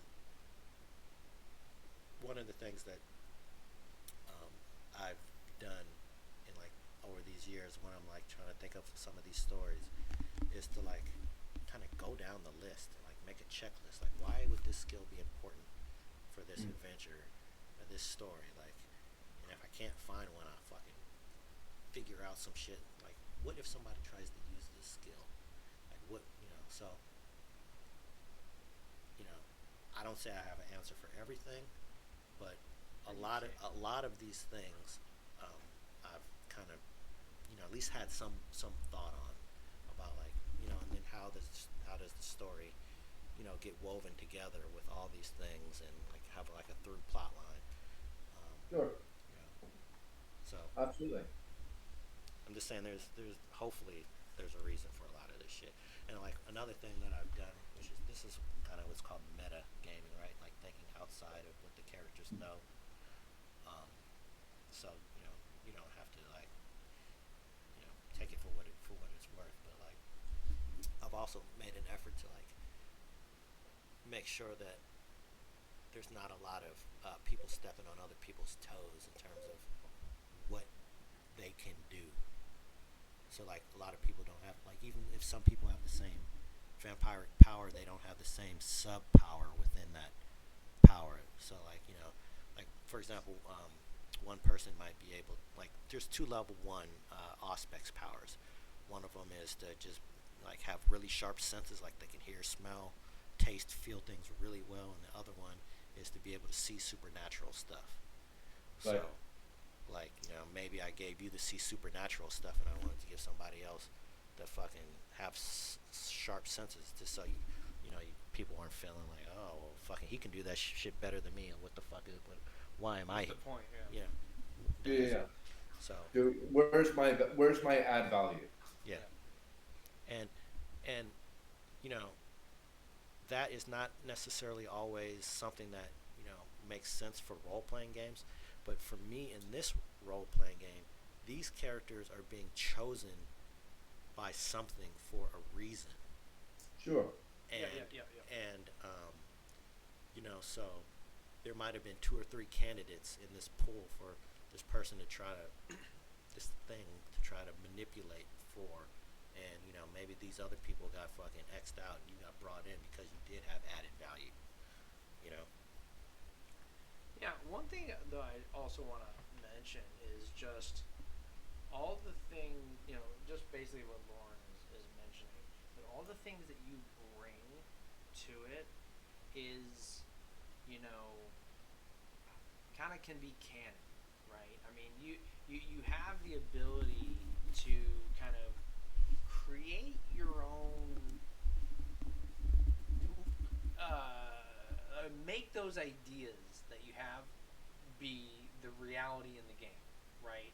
So and then it just works like as a synergy with the storyteller, right? So if you bring up an idea that Lauren, has no idea of, it doesn't mean that that's just out of the question because it doesn't fit. It's more of, okay, how does that get woven in to the pattern, so to speak? I mean, how does it work? And the thing is, it's like, okay, just I don't know, maybe bad example or whatever, but you say I want to make a restaurant chains, something like that. Completely fucking off the wall, right? But like the point is, that's what you want to do, and because you want to do it manifests itself. Well, how it manifests and what manifests are based on dice rolls and role playing and all this other shit. But you came up with some, shit off the wall. Well, okay, then it's gonna show up somehow. So that's the beauty of like creating this, because it's really organic in that way, and you can kind of come up with whatever crazy shit you want, you know at the same time. Without putting too much uh, you know pressure, but to make a thing like that you just want to incorporate, bring it, right? Because that's what adds depths, layers, however you want to describe it. It adds context, color. It just makes the world more alive, right? Mm. And the funny thing is, and this has happened, I can't even it's really countless times, is that this kind of thing, which is maybe even just kind of a joke almost at first, it becomes this meme or trope or whatever, and it gains legs, and has almost like it has a life, right? And that's kind of the stuff that's really fun, because obviously Lauren has a whole bunch of whatever ideas and plot threads and all those things, but he has no idea what's going on in our heads, right? I mean, quite literally, he's got no idea. But that's not to say that there isn't room for those types of things to be incorporated, right? And immersed and meshed in. So, Have you all guys this. have Yeah. you two been gaming together for the last 30 years? Off and on. Oh, I mean, sure, off and on, but not necessarily